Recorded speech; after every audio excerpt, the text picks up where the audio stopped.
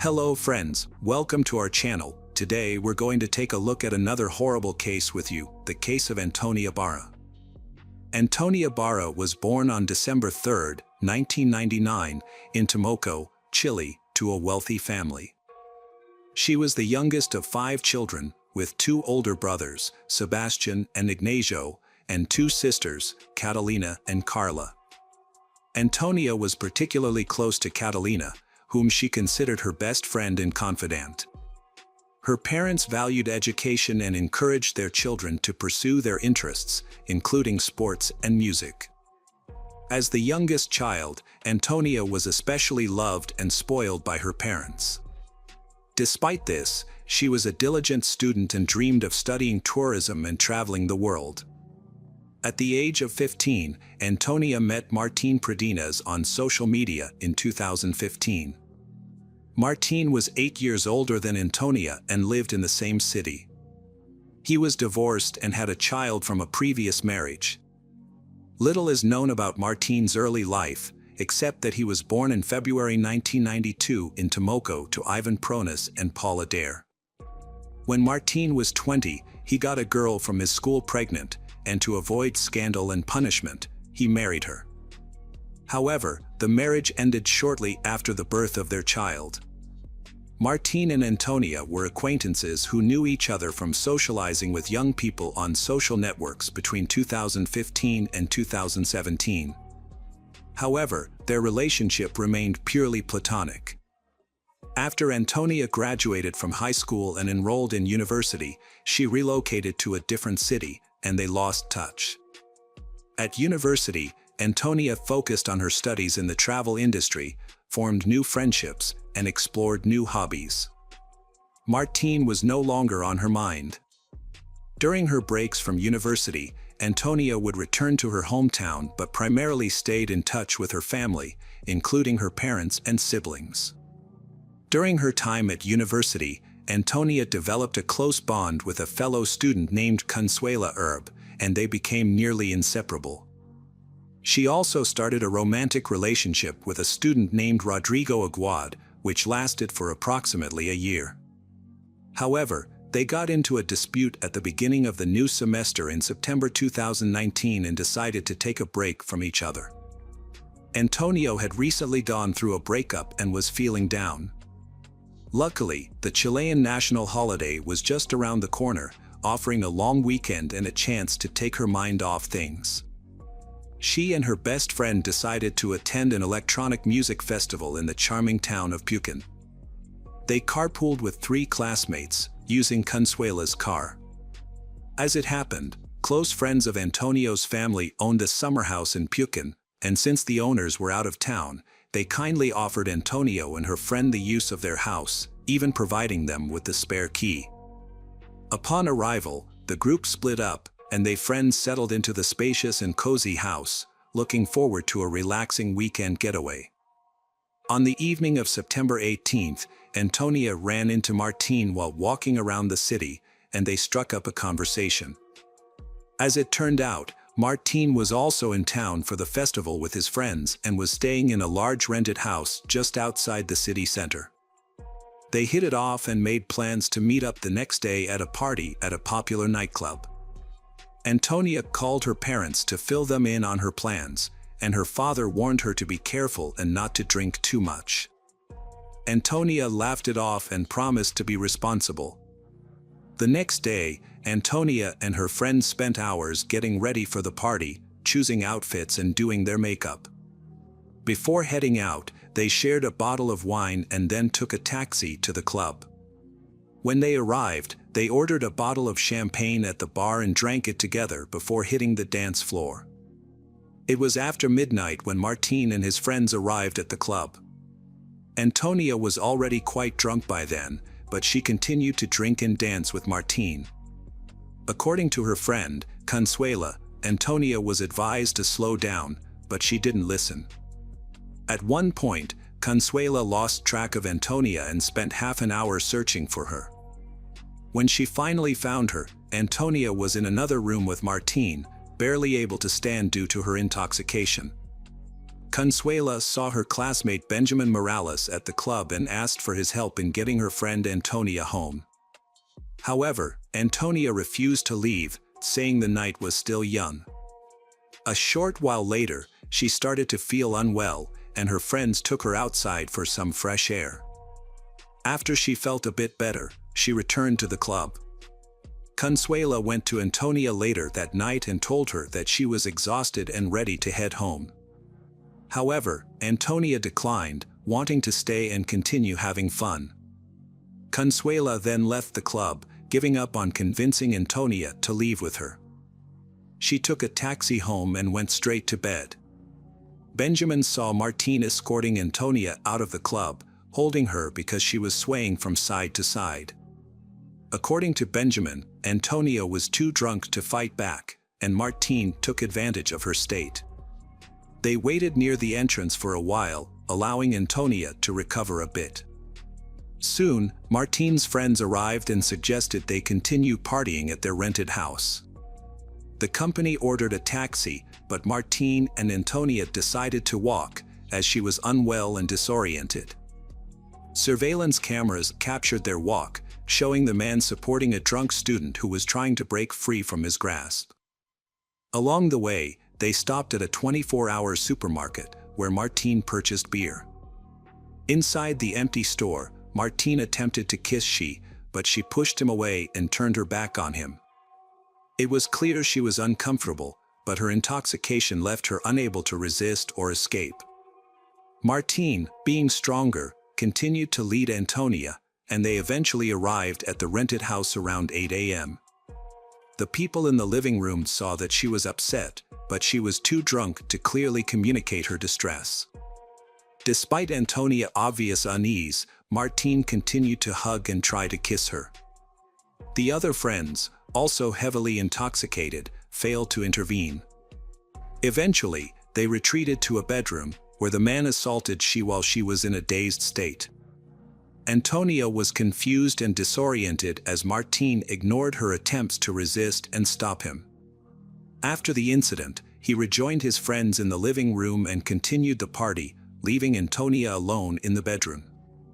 Later, around 9 a.m., she managed to call Benjamin, but her speech was slurred and she was crying uncontrollably, making it hard for him to understand her. She was unable to explain what had happened or where she was. Benjamin became concerned and called Consuela, telling her that Antonia was in trouble and needed help. Antonia then called Consuela herself, struggling to communicate, and eventually found out her location, prompting Consuela to go to her aid. When Consuela met Martín at the doorstep, she asked him what had happened, but he just smiled and claimed that everything was consensual. However, when Consuela found her friend, Antonia, in one of the rooms, she was shocked by her condition. Antonia was crying and begged to be taken away from the place as soon as possible. They left shortly after and went home, where Antonia immediately took a shower. Despite her friend's advice to preserve the evidence and report the incident to the police, Antonia insisted that no one should ever find out what had happened.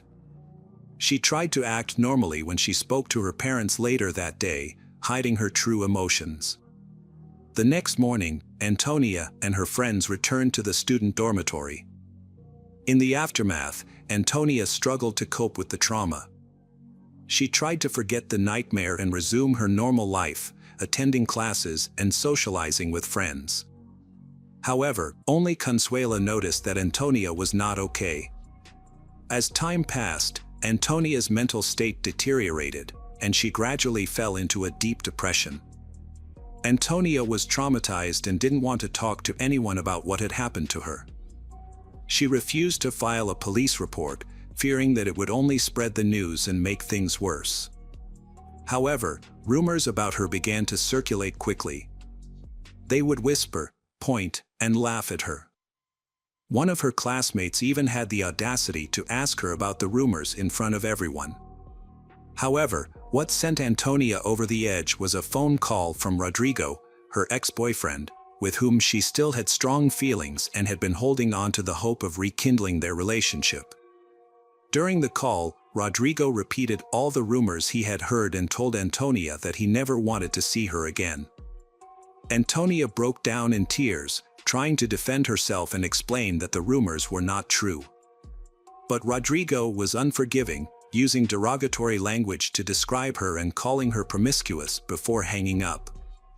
This conversation was devastating for Antonia, and she couldn't cope with the emotional pain. On Saturday, October 12, 2019, Antonia went to her parents' house, seeking comfort and solace with her family. Concern for Antonia's well-being grew as her relatives noticed a deep sadness in her eyes, despite her claims that everything was okay. Later that evening, she posted old childhood photos on social media, accompanied by a distressing message. The following day, after dinner with her family, Antonia retreated to her room on the third floor. Her sister Catalina checked on her about an hour later, but Antonia asked to be left alone, saying she wanted to sleep. Catalina granted her wish, turned off the light, and bid her a loving goodbye before leaving the room. 2 hours passed before their mother, Marcela, came to Antonia's room to announce that dinner was ready. After knocking on the door with no response, Marcela entered the room and initially thought Antonia was asleep. However, upon touching her hand, she was met with an unsettling stillness. Devastated, Marcela screamed for help, and the rest of the household rushed to the room.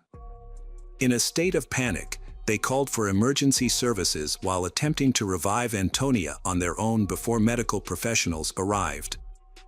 Antonia's situation had become hopeless, and she tragically took her own life by overdosing on sleeping pills.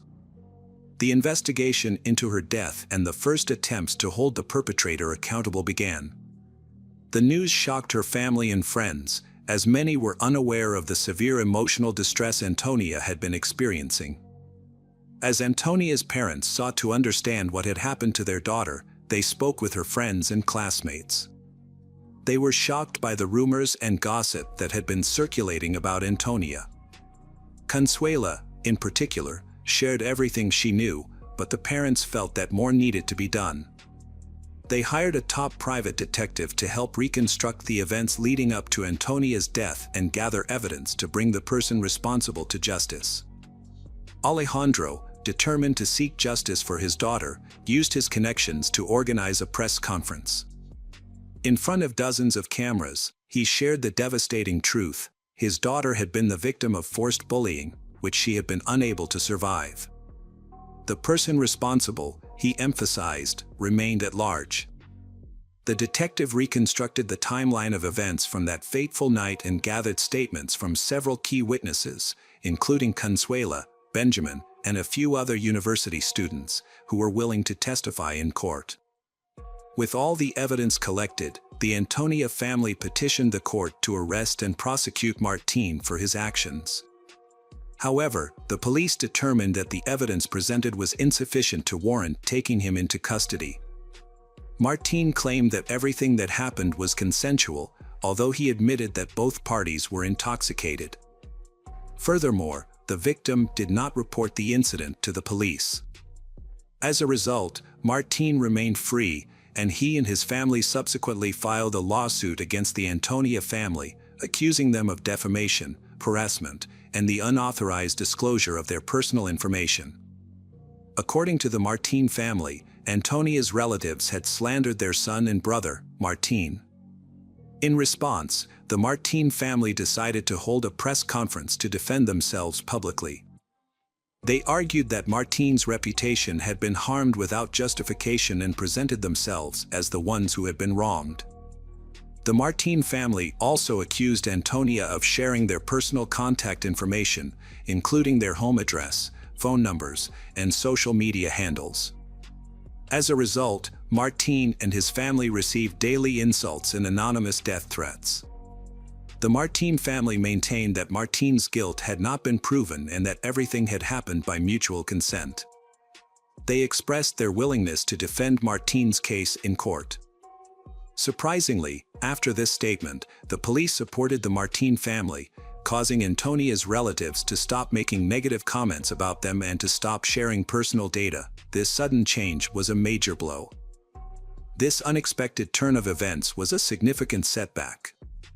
Despite this, Antonia's relatives continued to seek justice with the support of the public.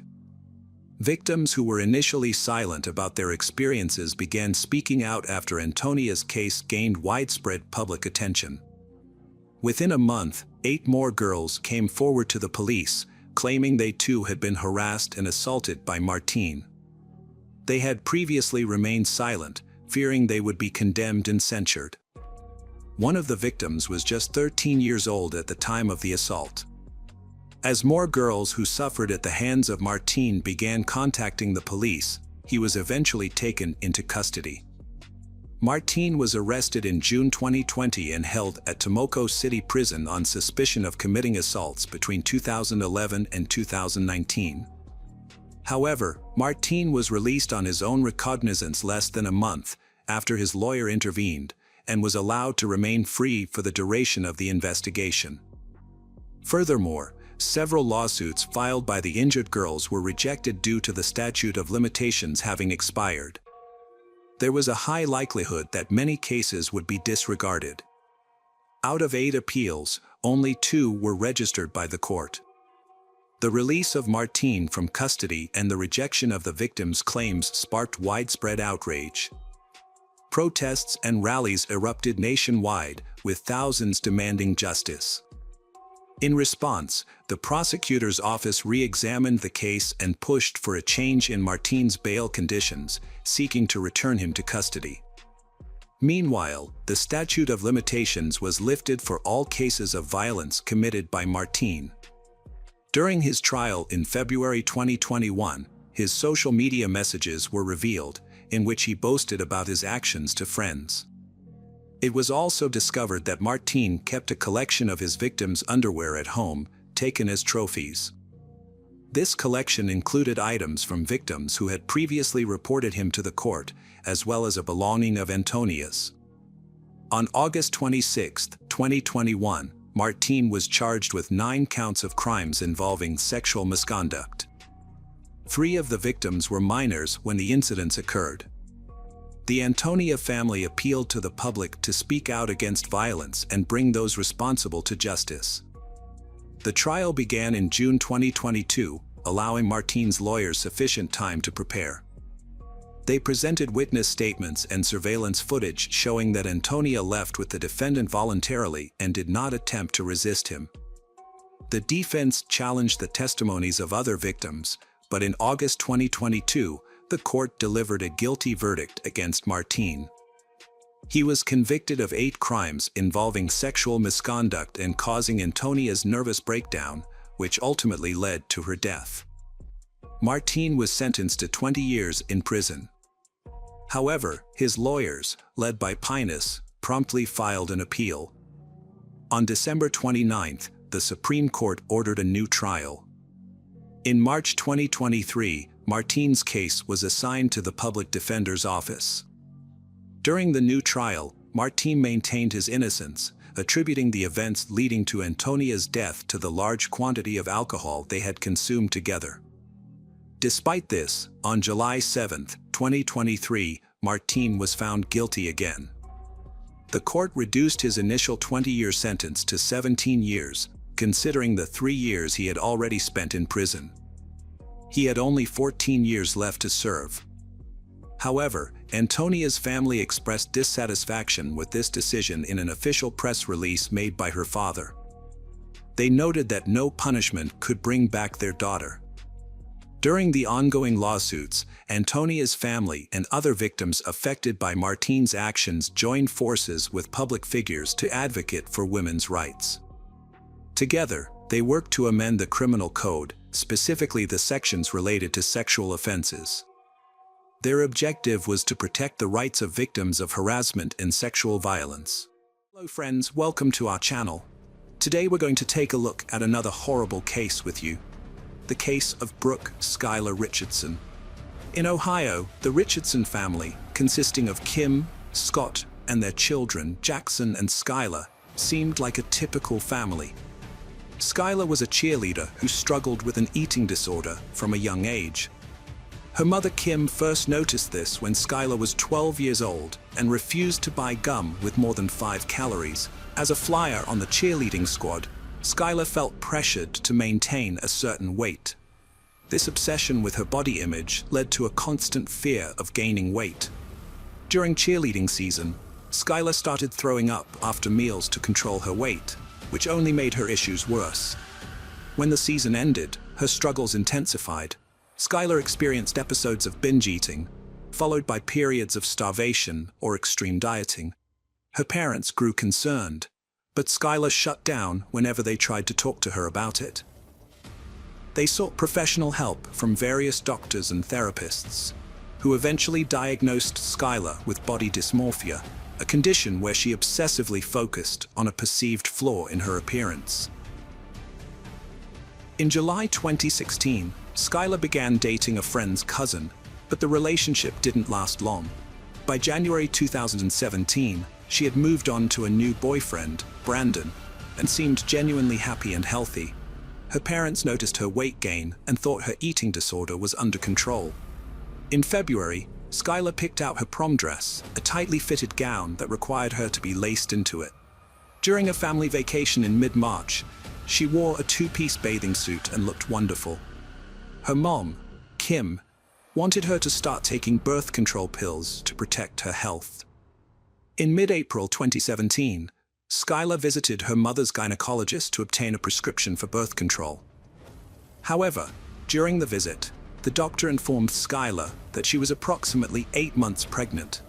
Skylar requested the doctor not to tell anyone, and her mother remained unaware of the real reason behind her tears. Skylar and her boyfriend Brandon attended the prom on May 5th, despite her advanced pregnancy.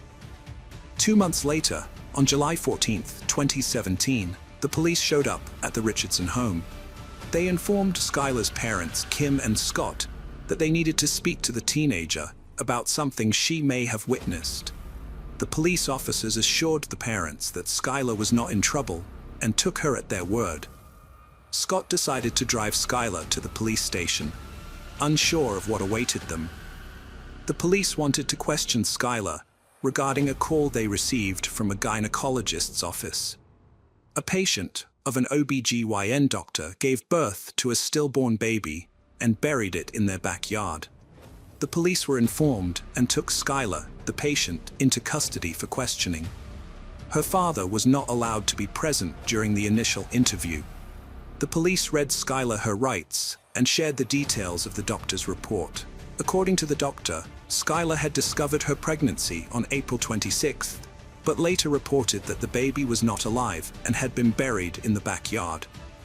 Skylar admitted to the police that she had given birth to a stillborn baby girl on May 7th, 2017. She explained that she delivered the baby in the bathroom, noticed it was not breathing, and had no heartbeat. Feeling the need to bury the baby, she retreated to the backyard, dug a shallow grave, and buried the body. To mark the spot, she placed a vase with a flower at the burial site. The police informed Skylar's parents, Kim and Scott, about the true reason for her detention. They were shocked to learn that Skylar had been pregnant, as they had no idea. They expressed sadness that Skylar had gone through this ordeal alone and without their support. Skylar revealed that she had named the baby Annabelle and claimed the father was a close friend's cousin, whom she briefly dated. Crime scene investigators searched the Richardson backyard, removing weeds and debris to uncover the baby's remains. Despite the challenges, they found several bones, including pieces of the skull, which they carefully collected and preserved. After more than 5 hours of questioning, Skylar and her parents were allowed to return home. However, 6 days later, the police contacted Skylar again, informing her that they had received new information from the coroner's office. They claimed that the baby's bones showed signs of burning, which Skylar vehemently denied. She insisted that she would never harm her child. The police suggested that Skylar might have tried to cremate the baby to hide the evidence, but she continued to deny any wrongdoing. However, Skylar suddenly changed her story, admitting that she may have used a lighter to try and cremate the baby's remains. She also stated that the baby might have been born alive and made a noise or even cried before dying. Skylar confessed to holding the newborn too tightly, which might have contributed to its death. During a lengthy interrogation, the police gathered enough evidence to arrest Skylar on a charge of reckless homicide. They believed she had suffocated her baby. After presenting the case to a grand jury, Skylar was indicted and arrested for aggravated murder, which carries a mandatory life sentence in Ohio. At her arraignment, Skylar pleaded not guilty to additional charges of voluntary manslaughter, abuse of a corpse, and endangering children. She spent the weekend in jail until her family secured a $50,000 bond. Skylar became the center of a media frenzy following her child's tragic death. The public judged and scrutinized every move she and her family made, taking a toll on their well-being. They retreated to the safety of their home, but even stepping outside became difficult due to threats and photographers. Despite her defense attorneys believing Skylar gave a false confession, the prosecution pressed forward with their case. Even when the medical examiner retracted her initial report of burning, the prosecution clung to Skylar's admission that she had attempted to cremate the remains.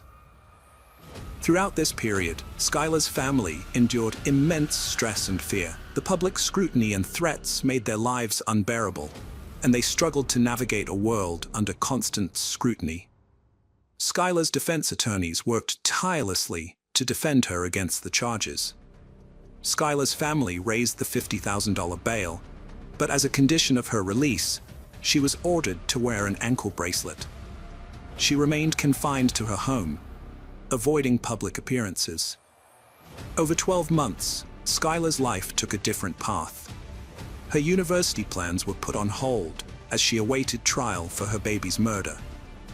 The charges were serious, and the defense filed a motion to move the trial to a different county, but it was denied. Skylar faced the trial in the original jurisdiction, grappling with the emotional and psychological impact of the allegations and her isolation. Spending time with her dogs provided comfort and companionship as she awaited her trial. Her family stood by her, believing in her innocence and hoping the truth would come to light. Despite the challenges, Skylar remained determined to fight for her freedom. In July 2019, the state offered a plea deal. If Skylar pleaded guilty to the remaining charges, they would withdraw the aggravated murder charge. Skylar's parents were conflicted about the decision, but after careful consideration, Skylar turned down the plea deal. This decision terrified her parents, who wondered if she made the right choice, but they knew it was her decision, not theirs. Skylar went on trial on September 3, 2019 for the murder of her newborn baby girl. The prosecution presented as evidence a text message Skylar sent to her mother shortly after giving birth, saying she was happy and excited that her belly had returned to its normal size. They claimed this showed Skylar was relieved to be rid of her baby. The prosecution alleged that Skylar sent more texts to her mother and boyfriend within 24 hours of the baby's death, conveying her excitement and happiness. They pointed to phrases like, "I'm so excited," and "I feel so much better this morning," as proof of her guilt. The state believed Skylar was thrilled about the baby's death and attempted to hide her guilt. The prosecution also claimed Skylar had no intention of keeping her baby and presented evidence that she had searched online for ways to get rid of the baby. They alleged that Skylar's mother had threatened that her life would end if she became pregnant, which instilled fear in Skylar. On the third day of the trial, a doctor testified that the baby's death was a violent homicide, but admitted she couldn't determine when the baby's skull fractures occurred.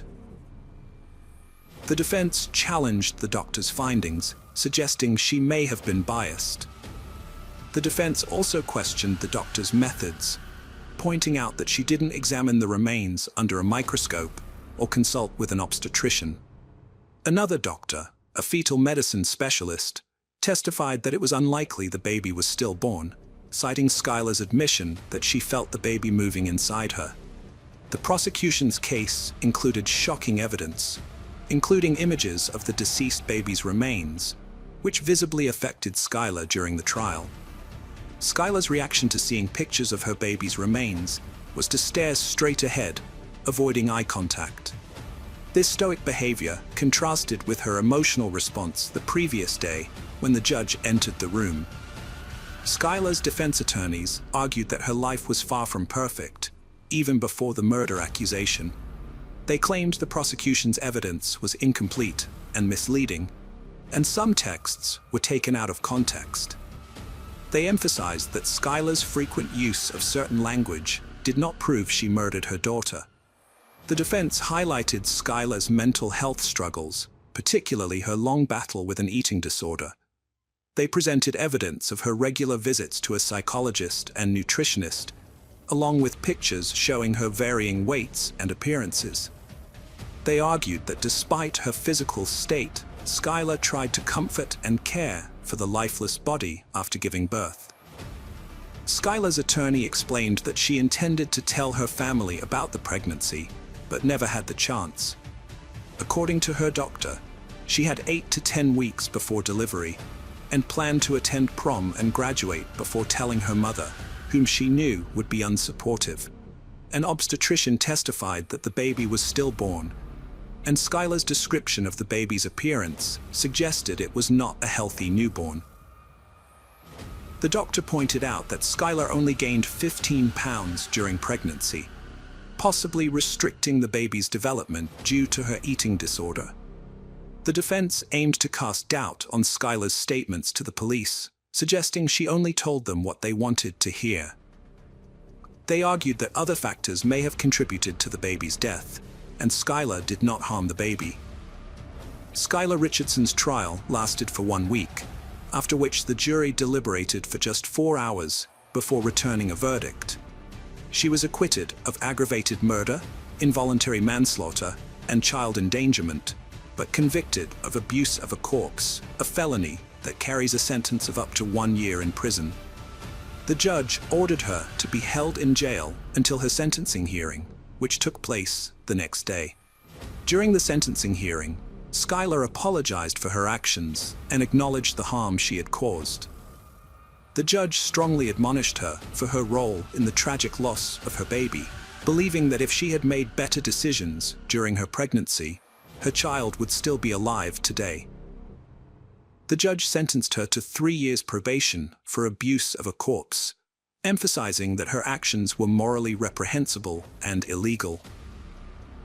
In November 2020, a judge granted her request to terminate her probation 2 years early, acknowledging her progress and agreeing that she no longer required supervision. Since being acquitted, Skylar has taken advantage of her opportunity to demonstrate her rehabilitation. She has completed 2 semesters of college and has been working part-time at the law firm that represented her.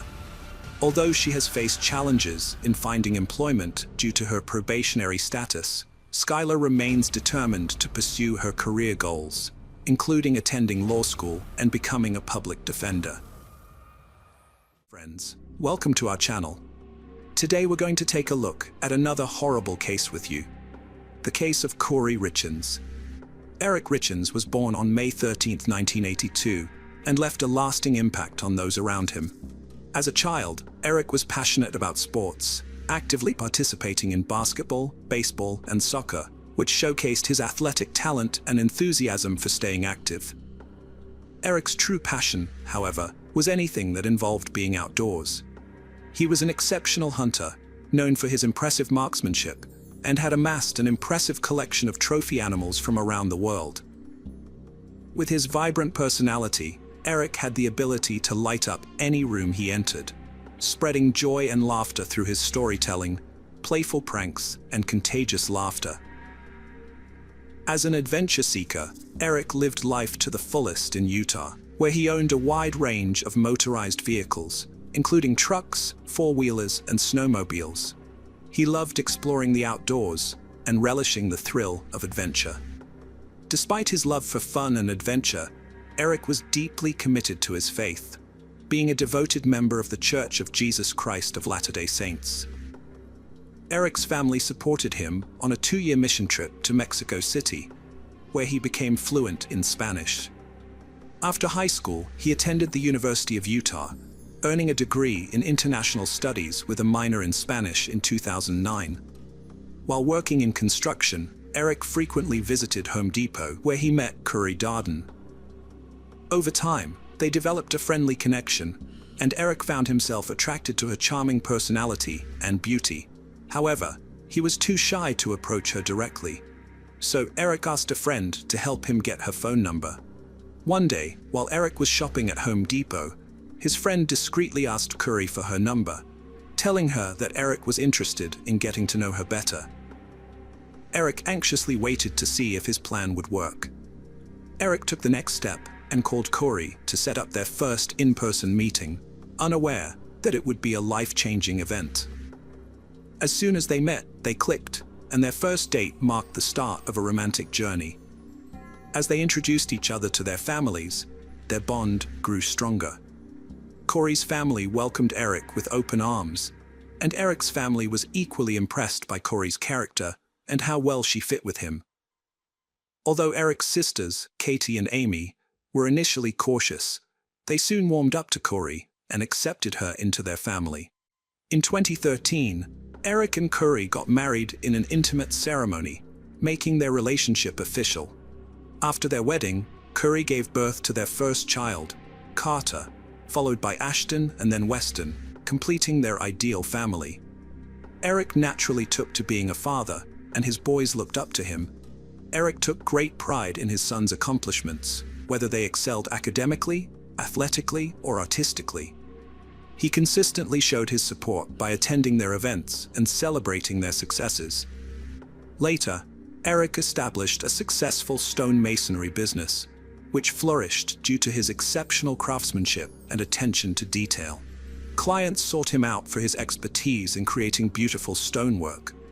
The business provided Eric and his family with financial security. Additionally, Curry, who worked in real estate, contributed to the family's income. Her entrepreneurial spirit, coupled with her knowledge of the local market, made her a valuable asset. She would buy homes, renovate them, and sell them for a profit. The Richins family enjoyed a wealthy lifestyle, symbolizing the epitome of success. However, their seemingly perfect life came to a sudden end on March 4, 2020, when Curry called 911 to report that her husband Eric was unresponsive. When paramedics arrived, they determined that Eric had already passed away. Devastated, Curry called her mother Lisa, who rushed to be by her side. Curry's brothers, DJ and Ronnie, were present too, overcome with tears and shock. The three of them struggled to come to terms with Eric's passing. Curry recounted that the evening had begun on a happy note, as they celebrated her latest real estate business milestone, the purchase of a luxurious mansion. Before retiring to bed, Curry had even prepared Eric's favorite drink, a Moscow Mule, mixing ginger beer with vodka. Curry went to bed around 9 p.m., but ended up sleeping in her 9-year-old son's room because he was having nightmares. Later, around 3 a.m., she returned to the bedroom she shared with Eric. When she touched him, she was alarmed to find him ice-cold and unresponsive. Despite trying to wake him, she couldn't rouse him and knew something was seriously wrong. As she waited for the paramedics to arrive, Curry remembered the dispatcher's instructions to perform CPR on Eric, which she claimed to have followed. The paramedics were baffled by Eric's cause of death, speculating that it might have been an aneurysm, given his apparent good health and lack of known medical conditions. However, further investigation revealed that Eric had complained to Curry about chest pains the night before his death, which initially reinforced the aneurysm theory. But the autopsy results were shocking. Eric's cause of death was ultimately determined to be a lethal dose of fentanyl. Fentanyl is a highly potent pain medication that can be extremely dangerous and even deadly when taken in excessive amounts. After Eric's death, a critical question remained: how did this substance end up in his system? From the start, Curry and her family quickly blamed Eric's recreational drug use as the reason fentanyl was present.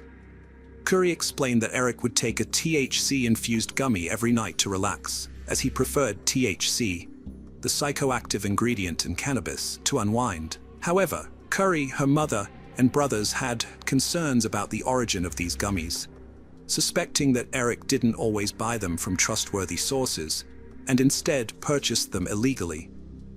Eric's family strongly disagreed with these claims, believing there was more to the story, and urged investigators to explore other possibilities. Despite trying to move on, Curry faced significant challenges, according to her brother Ronnie, as the absence of their husband and father left a huge gap in their lives, leading their 3 sons to act out due to the uncertainty surrounding his death. Curry, grieving and seeking comfort for her children, turned to a creative outlet to cope with her emotions. She wrote and self-published a children's book on Amazon titled Are You With Me?, which aimed to help kids understand and deal with the loss of a loved one. The book tells the story of a young boy struggling to come to terms with his father's death through illustrations and narrative.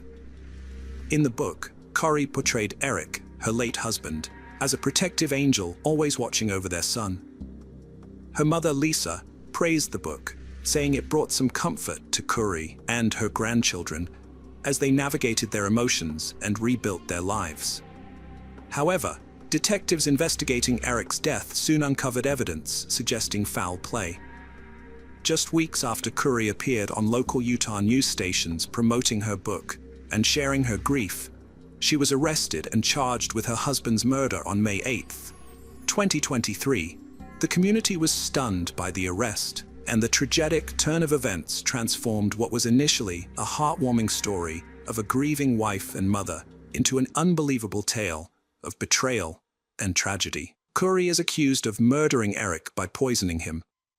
Eric's family believes Curry deliberately put a lethal dose of fentanyl in the Moscow Mule she made for him on the night he died. However, Curry's lawyer claims that no fentanyl was found in the glasses at their home. Curry denies any involvement in Eric's death, saying she had no reason to harm him.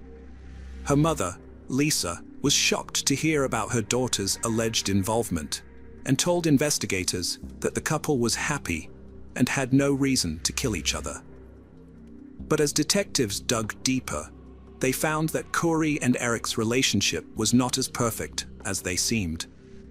The couple had disagreements, and Curry, who had given up her career to be a stay-at-home mom, wanted to be independent. She was also growing increasingly frustrated with Eric's frequent hunting trips. According to Lisa, Eric was unfaithful in his marriage, and he confided in her about the affair along with Curry. To address their marital issues, Eric and Curry sought counseling. However, Eric's family denies that he ever cheated on her. Eric genuinely loved his sons and wanted to save the marriage. Despite his efforts, Eric was preparing for a potential divorce. He set up a secret trust with his sister Katie without revealing his intentions. The investigation uncovered that Eric had 6 life insurance policies worth $3 million.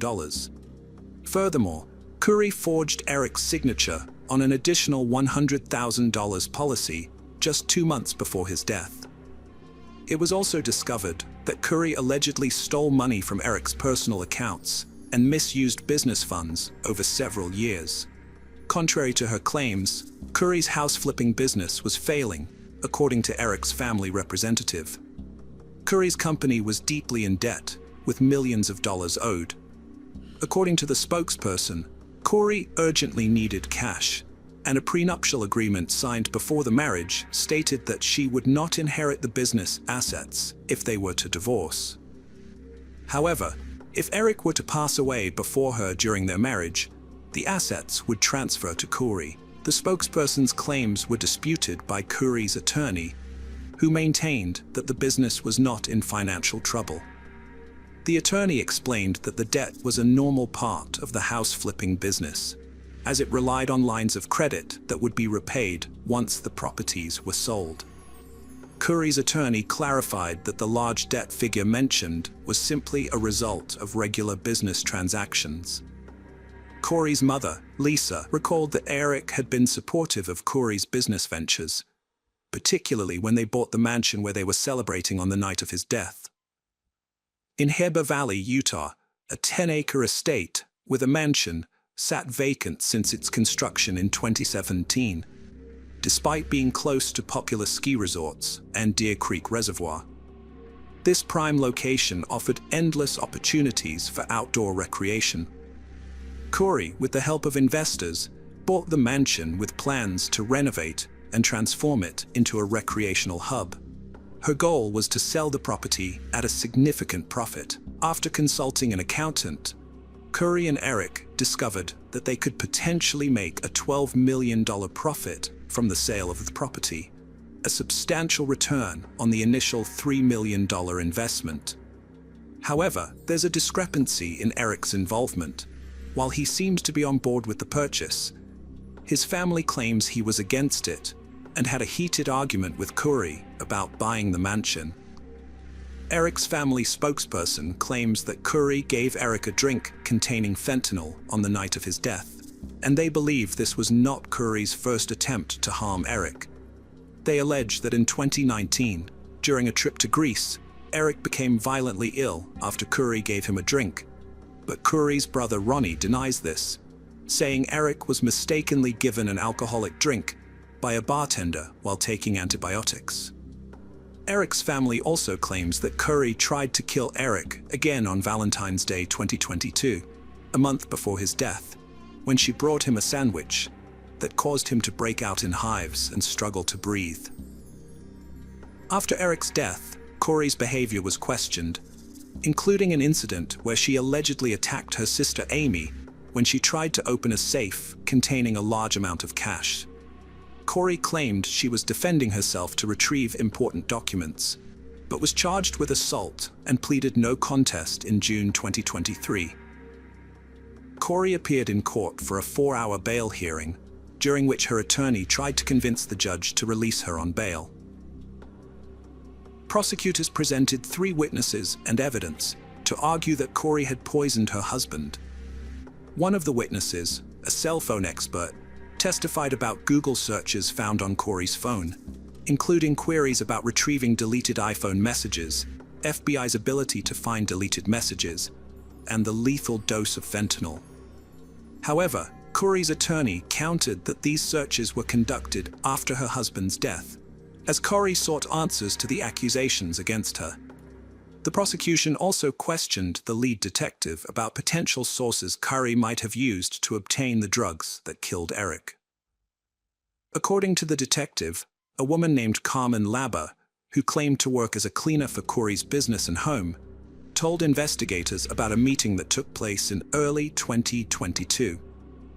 During a call, Corey asked Carmen to buy fentanyl pills for an investor with a back injury. Carmen, who had a history of drug-related crimes and was on probation, agreed to the request. She later told detectives that she purchased 15 to 30 fentanyl pills and met with Corey to exchange them for cash. This exchange happened on February 11, 2022, just 3 days before Valentine's Day. Around the same time, court documents suggest Corey tried to poison Eric with a sandwich. Carmen also told detectives that Corey contacted her again, looking for even stronger drugs. She said Corey paid her with a check this time. Specifically, Carmen claimed that Corey wrote her a check for $1,300 about a week after Eric's death. However, Corey's attorney questioned whether the check could have been payment for cleaning services instead, and the detective acknowledged that this was possible. Corey's lawyer tried to discredit Carmen by pointing out her criminal history, including 4 first-degree felonies, and suggesting that she might not be a trustworthy witness.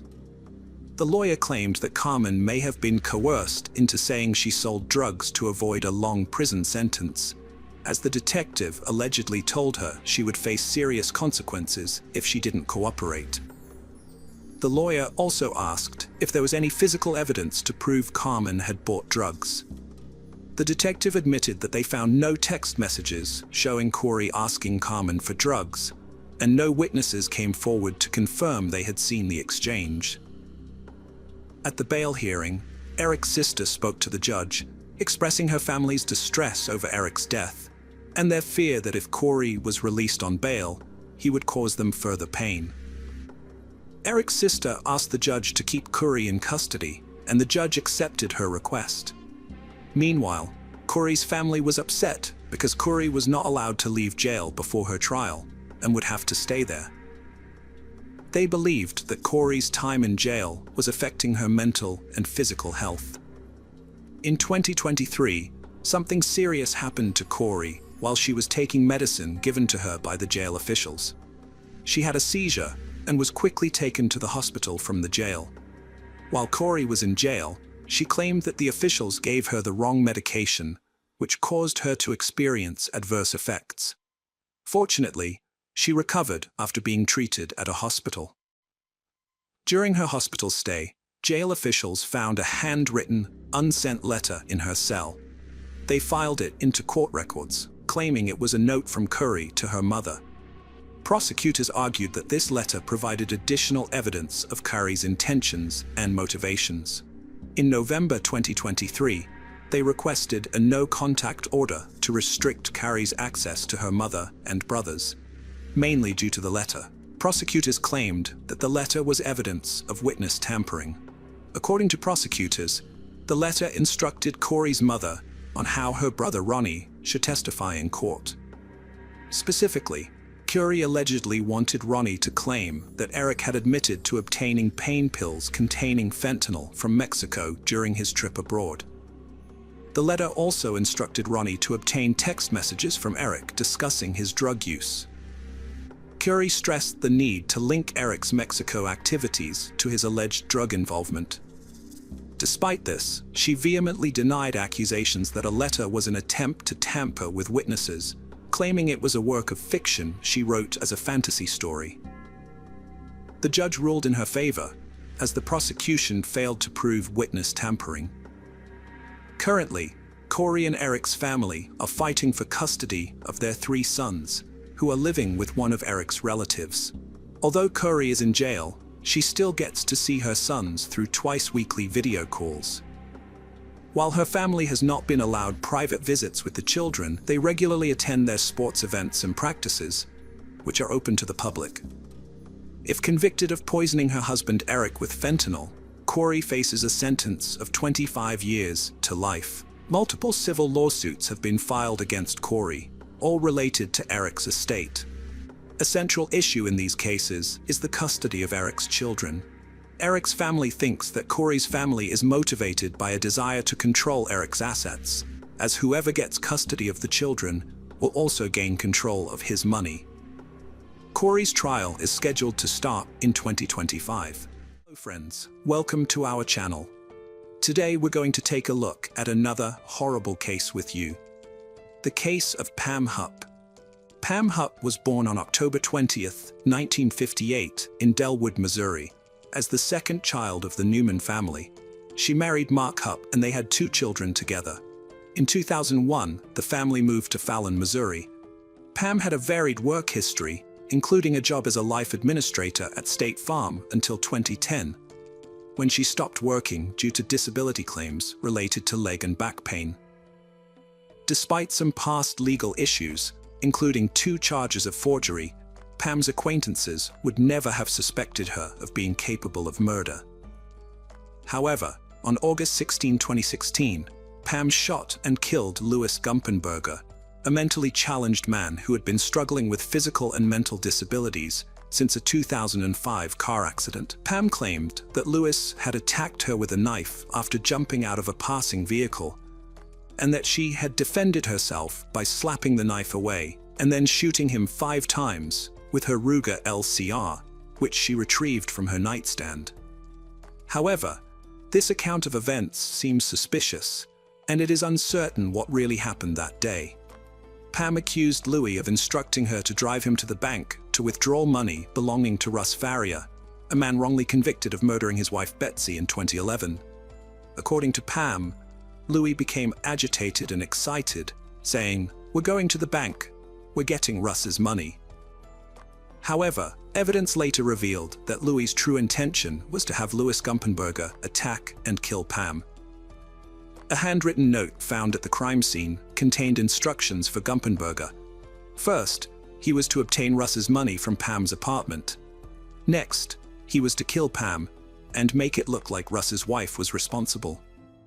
The note included gruesome details, such as ensuring the knife was left sticking out of Pam's neck. The perpetrator was willing to pay Gumpenberger a large sum of money for carrying out this heinous act.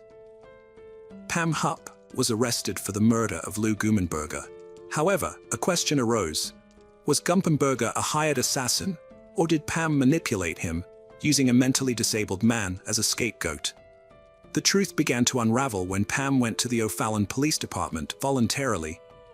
During her interview, Pam asked if it would be recorded, mentioning that she normally appeared with Chris Hayes, a KTVI news reporter. She even blamed Hayes for attracting criminals through his reporting. Pam had a history of pretending to be Kathy, a producer of an NBC TV show. According to the O'Fallon police chief and the St. Charles County prosecutor, Pam used this persona to lure Gumpenberger into her home, where she tricked him into recreating a 911 call, providing a cover for the brutal crime she was about to commit. After killing Gumpenberger, Pam Hupp planted evidence to incriminate herself, including writing a note found on his body. The police had a strong case against her due to the overwhelming evidence they uncovered. They found $9 bills on Gumpenberger's body, which Pam had placed there. The 10th $9 bill was later discovered in her dresser, and its serial number matched 3 of the $100 bills, also found on Gumpenberger. Pam Hupp was arrested on August 23, 2016, and charged with first-degree murder and armed criminal action. When she requested to use the restroom on the day of her arrest, she attempted to commit suicide by stabbing her wrist and neck with a ballpoint pen. Fortunately, she did not succeed. On January 30, 2017, Pam appeared in court for the first time. The prosecutor, Phil Groyne, argued that her actions demonstrated a consciousness of guilt. A grand jury convicted her of all charges. In December 2016, her bail was set at $2 million. Pam's trial began in 2017, during which she pleaded not guilty, prompting the prosecutor to pursue the death penalty. The prosecutor's reasoning was that Pam had seemingly chosen her victim, Gumpenberger, at random. In June 2019, Pam entered an Alford plea, which allowed her to plead guilty while maintaining her innocence. This move nullified the death penalty charge and led to a jury trial being cancelled. As a result, Pam was sentenced to life imprisonment without parole in August 2019. Following her sentencing, she called her then-husband Matt Hupp and explained that she had confessed to killing Louis Gumpenberger to avoid putting their family through a lengthy and distressing trial.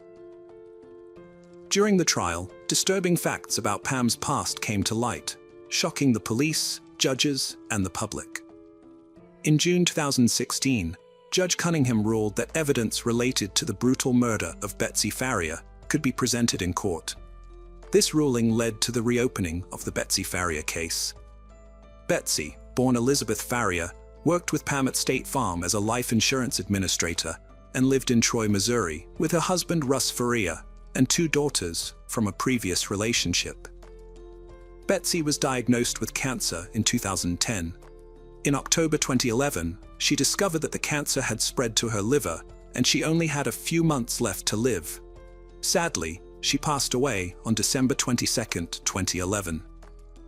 Before her death, Betsy changed the beneficiary of her $150,000 life insurance policy from her husband to Pam Huff, without informing her husband or daughters.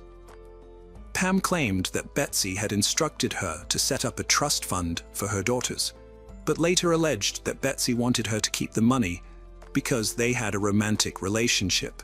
Betsy's daughters took Pam to court in 2014, trying to reclaim their mother's life insurance fund. However, their case was dismissed in 2016. In the same year, Russ, Betsy's husband, sued State Farm. On December 27, 2011, just 5 days after making Pam the beneficiary of her life insurance policy, Betsy attended a chemotherapy session at the Alvin J. Sitman Cancer Center. Weakened from the treatment, she went to her mother's house, where it was agreed that Russ would pick her up, or she would stay overnight. However, Pam unexpectedly showed up and insisted on driving Betsy home, claiming to have dropped her off around 7 p.m. Betsy's daughter reported that her mother didn't answer her call at around 7:21 p.m. Later, at 9:40 p.m., Russ, Betsy's husband, desperately called 911 to report that his wife had taken her own life. However, Russ had been at his friend Michael Corbin's house, watching movies from 6 p.m. to 9 p.m. Afterward, he drove to Arby's Lake in St. Louis before returning home. When the emergency responders arrived about 10 minutes after Russ's call, they quickly realized that Betsy's death was not a suicide. Her body was found lying on her right side, with 55 stab wounds and a deep cut on her wrist. A kitchen knife was lodged in her neck, and another knife was discovered under her pillow. Notably, there were no bloodstains or footprints around the entrance of the house. The investigation determined that Betsy died between 7:20 p.m. and 9:41 p.m. Suspicion immediately fell on Russ Faria, who became the prime suspect. The authorities believed he had a motive, as his wife had refused to give him access to $150,000.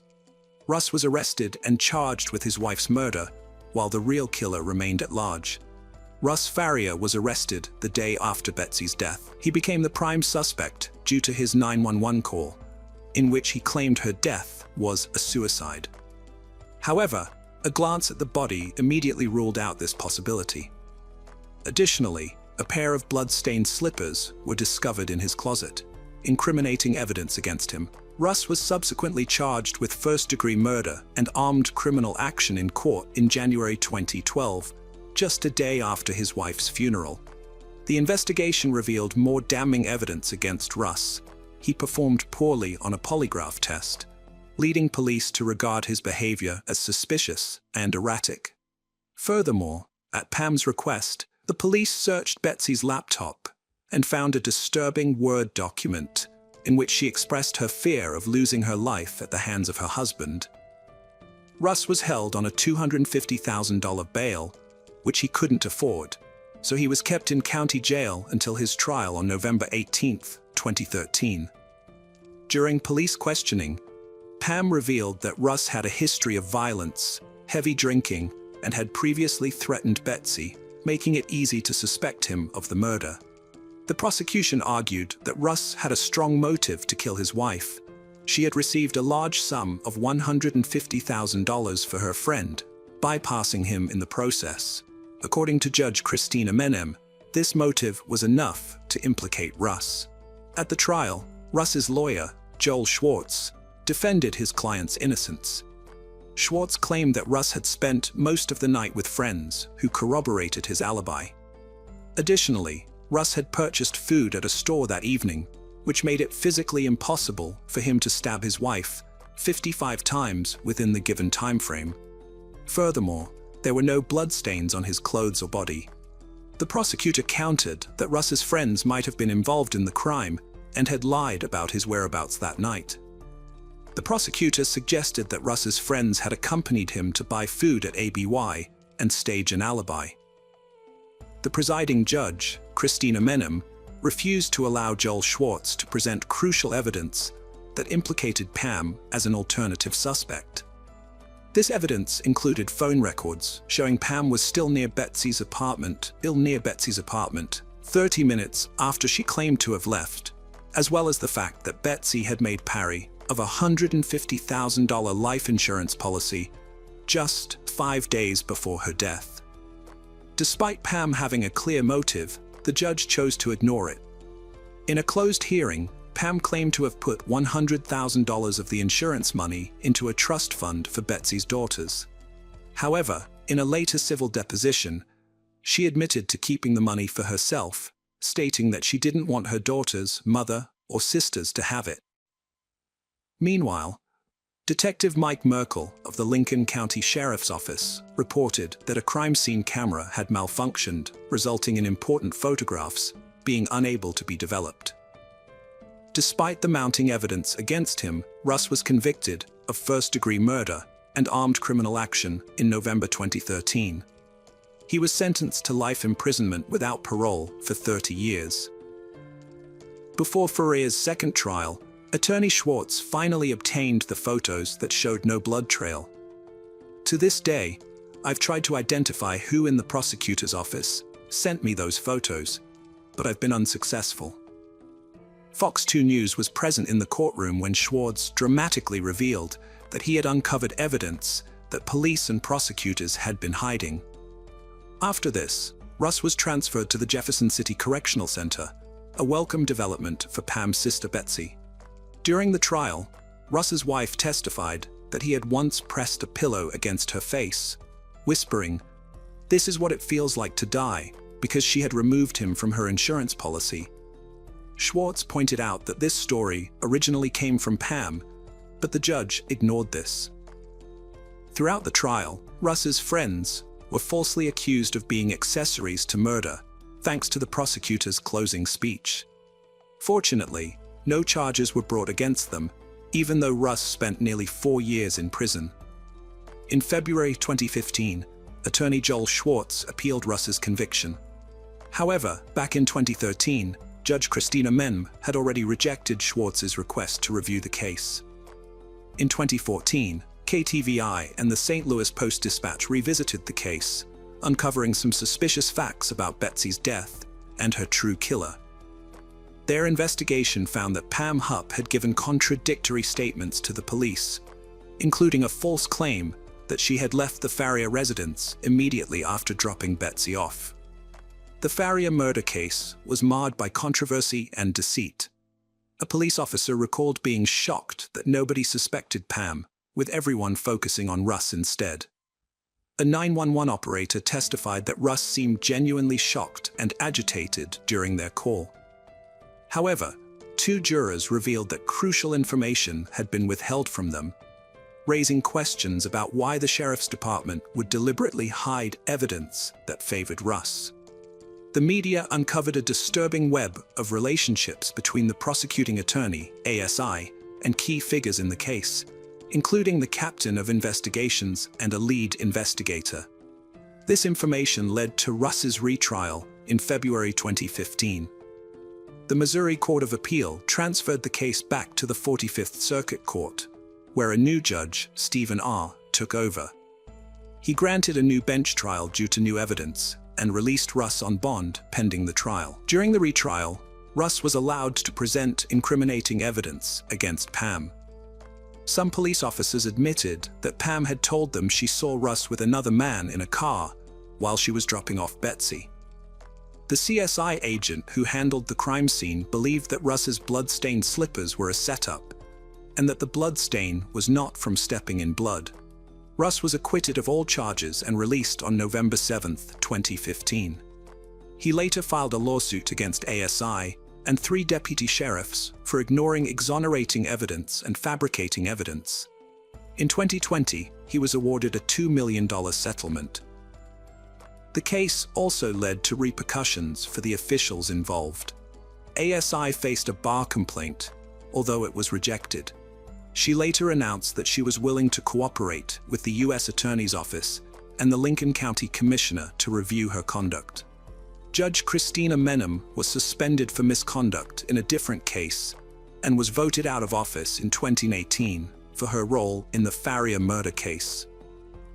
In 2019, Lincoln County appointed a new attorney, Mike Wood, who reopened the Betsy Faria murder case. He confessed that the wrongful conviction of Russ had inspired him to take the job. Pam was eventually interrogated as a suspect in the murder and was charged with first-degree murder.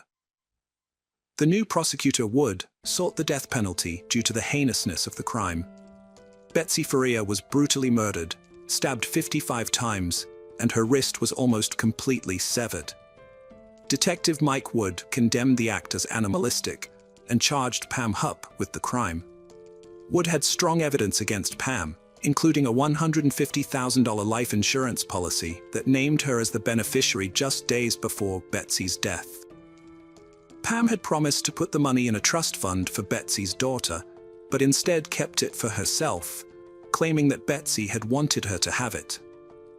In an interview, Pam claimed that she and Betsy were lovers, but Wood believed she was lying. Pam had also loaned her son $120,000 from her company in 2021, contradicting her earlier claims. Wood was convinced that Pam murdered Betsy by stabbing her with a kitchen knife while she slept on the sofa. He believed Pam tried to make it look like a domestic violence incident by walking around the room with socks on. The evidence against Pam included a text message she sent to Betsy's phone at 7:20 p.m. claiming she was home, but her call records showed she was still at the Faria residence. The fact that Betsy was found lying on her side suggested to Wood that she was killed by someone she trusted. Pam pleaded not guilty of the crime, but her trial was delayed multiple times due to her attorney's death and other issues. Finally, in 2023, the trial was scheduled to start in 2025. Wood was not only determined to bring Pam to justice, but also criticized the Lincoln County prosecutors for mismanaging the case and showing bias against Russ Faria, Betsy's husband. He pointed out a 2015 destruction order that could have led to the destruction of evidence, which would have made it impossible for Russ to be released from prison. Friends, welcome to our channel. Today we're going to take a look at another horrible case with you, the case of Anna Repkina. Anna Alexieva Repkina, a charming and outgoing woman from Chelyabinsk, Russia, hailed from a good family. With a strong work ethic, passion for travel, rock music, and cats, she owned several. Anna was a vibrant individual. She loved capturing life's precious moments through photography and valued romantic relationships deeply. Her ultimate goal was to find true love, settle down, have children, and build a happy family. Anna's remarkable sense of humor made her a delight to be around, something her friends and acquaintances often highlighted. However, her life took a dramatic turn in 2016, when her high school sweetheart of 7 years ended their relationship, leaving her devastated. Despite this heartbreak, Anna refused to give up on her dreams. She took the initiative to try online dating, determined to find her ideal partner. On a Russian dating site, she came across a promising match who seemed to possess all the qualities she was looking for. Anna met a charming young man named William Hargrove, a 26-year-old from Oregon who worked as a bouncer and mechanic.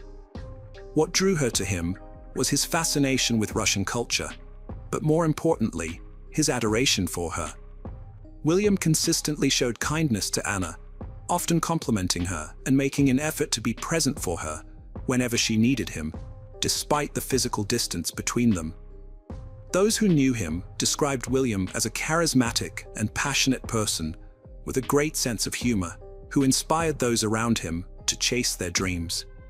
As they developed their online relationship over several months, their bond grew stronger. They seemed perfectly suited for each other, sharing similar tastes in music and a love for live performances, as well as a similar sense of humor. Friends who knew them noted that Anna and William complemented each other beautifully. William's caring nature was evident in his thoughtful gestures, such as sending Anna flowers despite being separated by oceans. Anna and William's online chemistry was undeniable, but they wanted to confirm their connection in person. So in December 2016, they decided to take their relationship to the next level. Anna booked a flight to Oregon to spend the Christmas holidays with William. However, she initially made a mistake and booked a ticket to Portland, Maine, instead of Portland, Oregon. Before realizing the error, she had already flown to Maine, but she was determined to make it work. After fixing her flight issues, Anna finally arrived in Oregon. William picked her up from the airport, and they spent the next 10 days together. He took her on sightseeing trips, and they enjoyed activities like visiting the seaside, playing in the snow, and cuddling by the fire. William also introduced her to his friends, and they celebrated New Year's Eve together, sharing a romantic kiss at midnight. It was the perfect Christmas experience for Anna. After a whirlwind 10-day visit, William popped the question to Anna using his grandmother's emerald ring, and she happily accepted. However, what Anna didn't know was that William was leading a double life. During their time together, he had also been secretly seeing his 33-year-old landlady, Michelle Chavez, behind her back.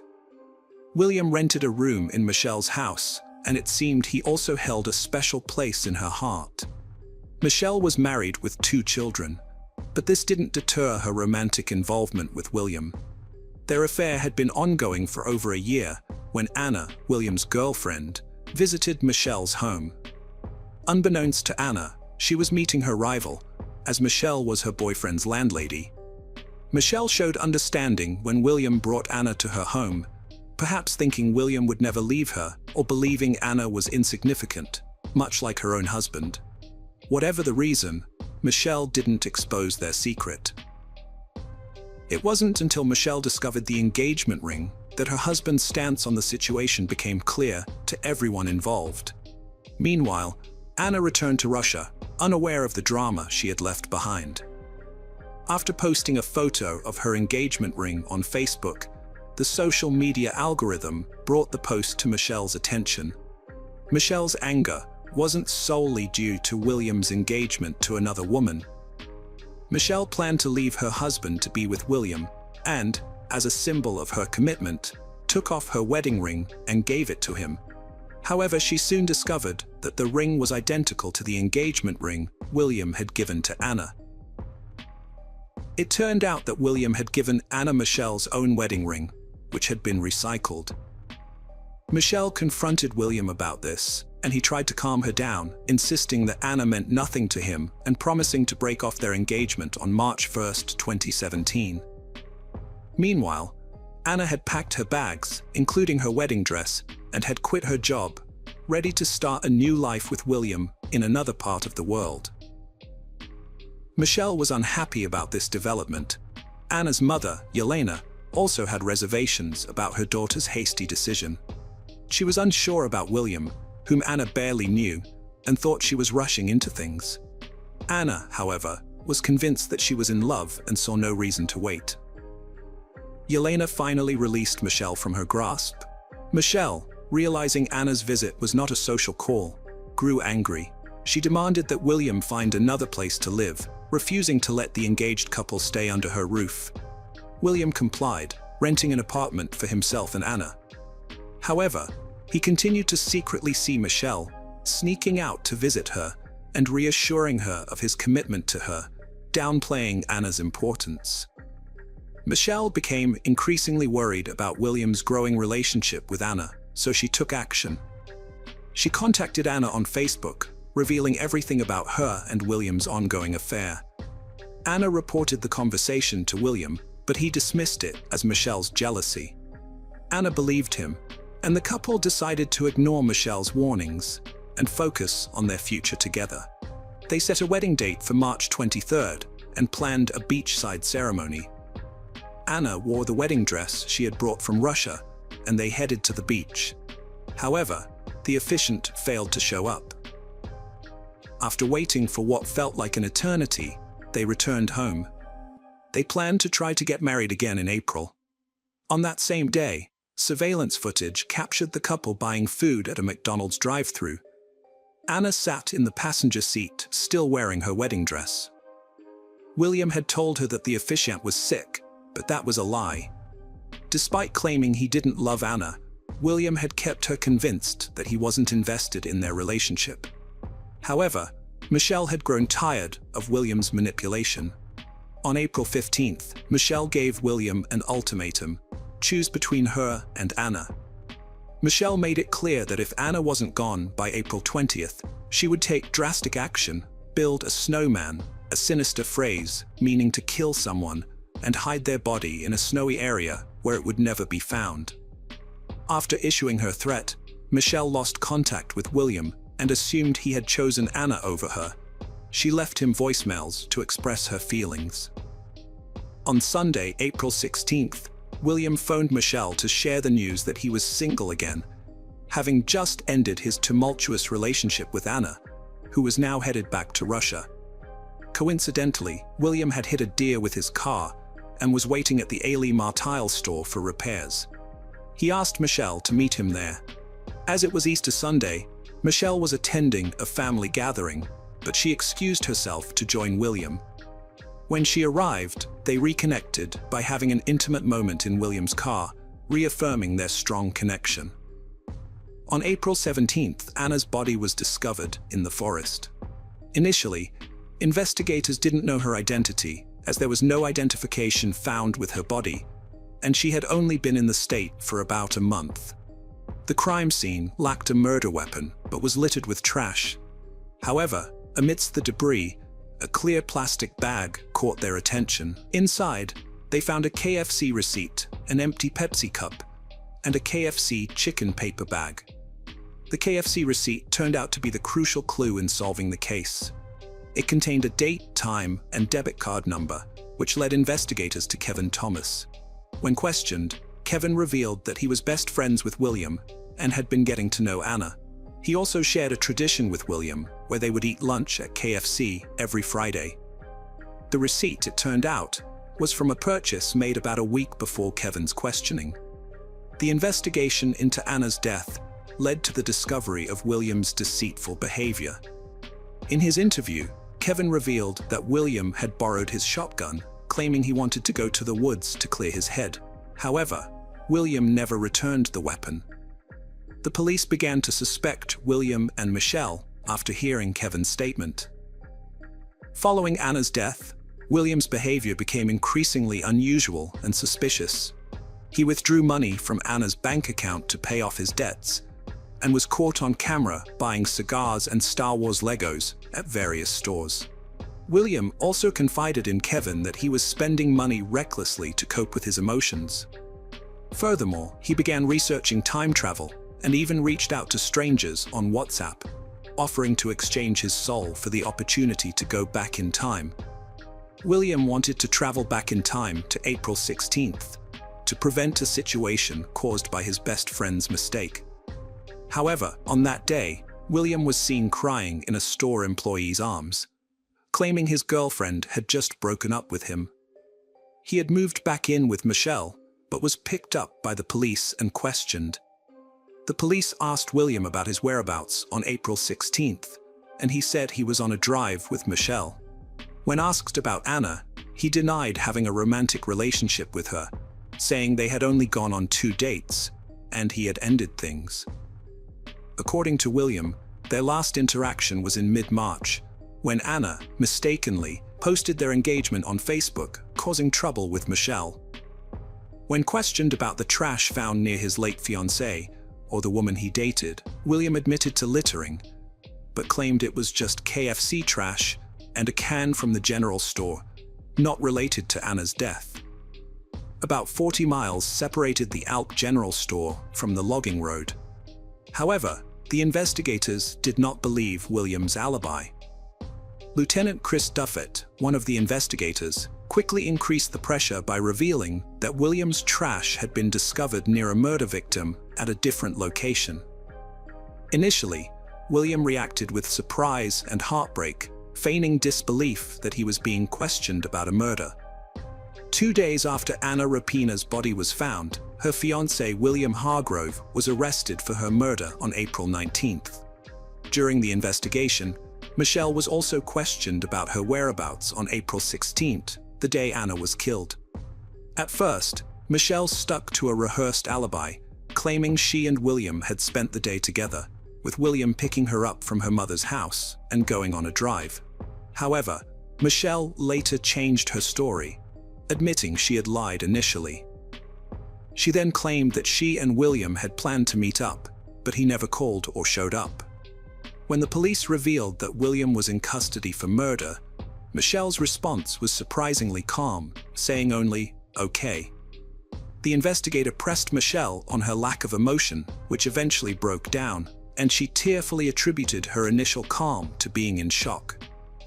William Hargrove was indicted on charges of murder, identity theft, and 2 counts of theft in June 2018. His trial began in October 2019, with the prosecution seeking the maximum penalties for each charge, while the defense argued for a more lenient sentence. William's defenders claimed he was innocent and that Melissa, the spurned lover, was the true culprit. However, The prosecution presented a strong case against William, backed by evidence and motive. The evidence showed that William was torn between two lovers, with Anna pressuring him to make a choice. There were records of William and Anna driving together in an Alon car. On the day of Anna's murder, William's cell phone was tracked to the logging road at 4:30 p.m. The shotgun used to kill Anna was found in William's car, with his fingerprints being the only ones on the weapon. Despite denying any involvement in Anna's death, William was caught using her money to go shopping and pay off his car insurance. He was even filmed withdrawing cash from an ATM using her card. The prosecution argued that William had driven Anna to the forest, gotten her out of the car, and then executed her with his shotgun. The prosecution claimed that William was faced with a choice between Anna and Michelle, leading to his actions. In contrast, the defense argued that their client was innocent. According to the prosecution, the evidence pointed to Melissa as the perpetrator. A threat from Melissa to build a snowman with Anna, her cell phone found near the logging road, and Anna's cell phone discovered in Melissa's house suggested that Melissa had planned the crime. Melissa, who was not charged with any crimes, testified as a witness for the prosecution. She revealed that she worked as a late-night cab driver and was married to an Oregon State University instructor, but their marriage was loveless and open. She met William at a bar where he worked and, with her husband's permission, began a romantic relationship with him. As they grew closer, William rented a room in her house. When Anna entered the picture, Melissa was not threatened, having a similar open relationship with William. Melissa explained that by her second visit, she couldn't tolerate the situation anymore, especially when she saw her own wedding ring on Anna's finger. Although she had given William an ultimatum, she had no role in William's actions that hurt Anna. Melissa clarified that she never intended for Anna to get hurt or killed. She denied the defense's allegations, stating that the threat about building a snowman was just a joke, a light-hearted family comment, even if it was a bit extreme. She acknowledged that her cell phone was found in the forest, but William was the one who drove her there. She didn't know why or what he planned. Furthermore, William had given her Anna's cell phone the day before he was questioned. As his partner, she naturally held onto it for him. Melissa's testimony lasted 14 hours, and she was not the only one. Around 70 other people testified, including Anna's mother, William's best friend and roommate, some of Melissa's family members, and others. Throughout the case, Melissa faced intense scrutiny, particularly in her hometown in Oregon, where she was criticized and ostracized by the locals. Michelle had reached a low point and attempted suicide, but fortunately, it was unsuccessful. The prosecutor praised Michelle's efforts to take responsibility, calling her actions tough and super tough. After a month of court appearances, the judge asked the jury to deliver their verdict. The jury deliberated for less than 3 hours and returned with a decision.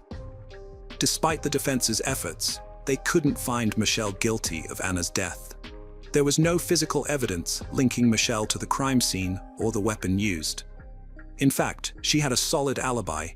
She was celebrating Easter at her mother's house, and multiple witnesses could vouch for her presence. On the other hand, William maintained his not guilty plea, but the overwhelming evidence against him led to his conviction on all charges. He was sentenced to life in prison with the possibility of parole in 25 years. Anna's attorney announced plans to appeal the verdict.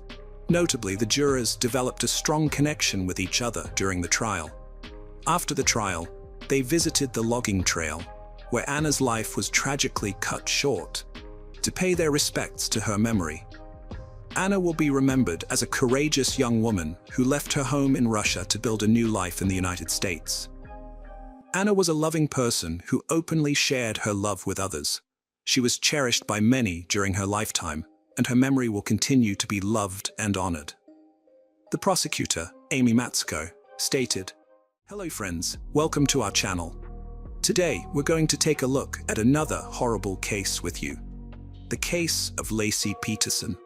Lassie Rocha was born on May 4, 1975, to Sharon and Dennis, but her parents divorced when she and her older brother Brent were still young. After the divorce, Lassie's mother married Ron, a dairy farmer, who became a father figure to her and played a significant role in her upbringing.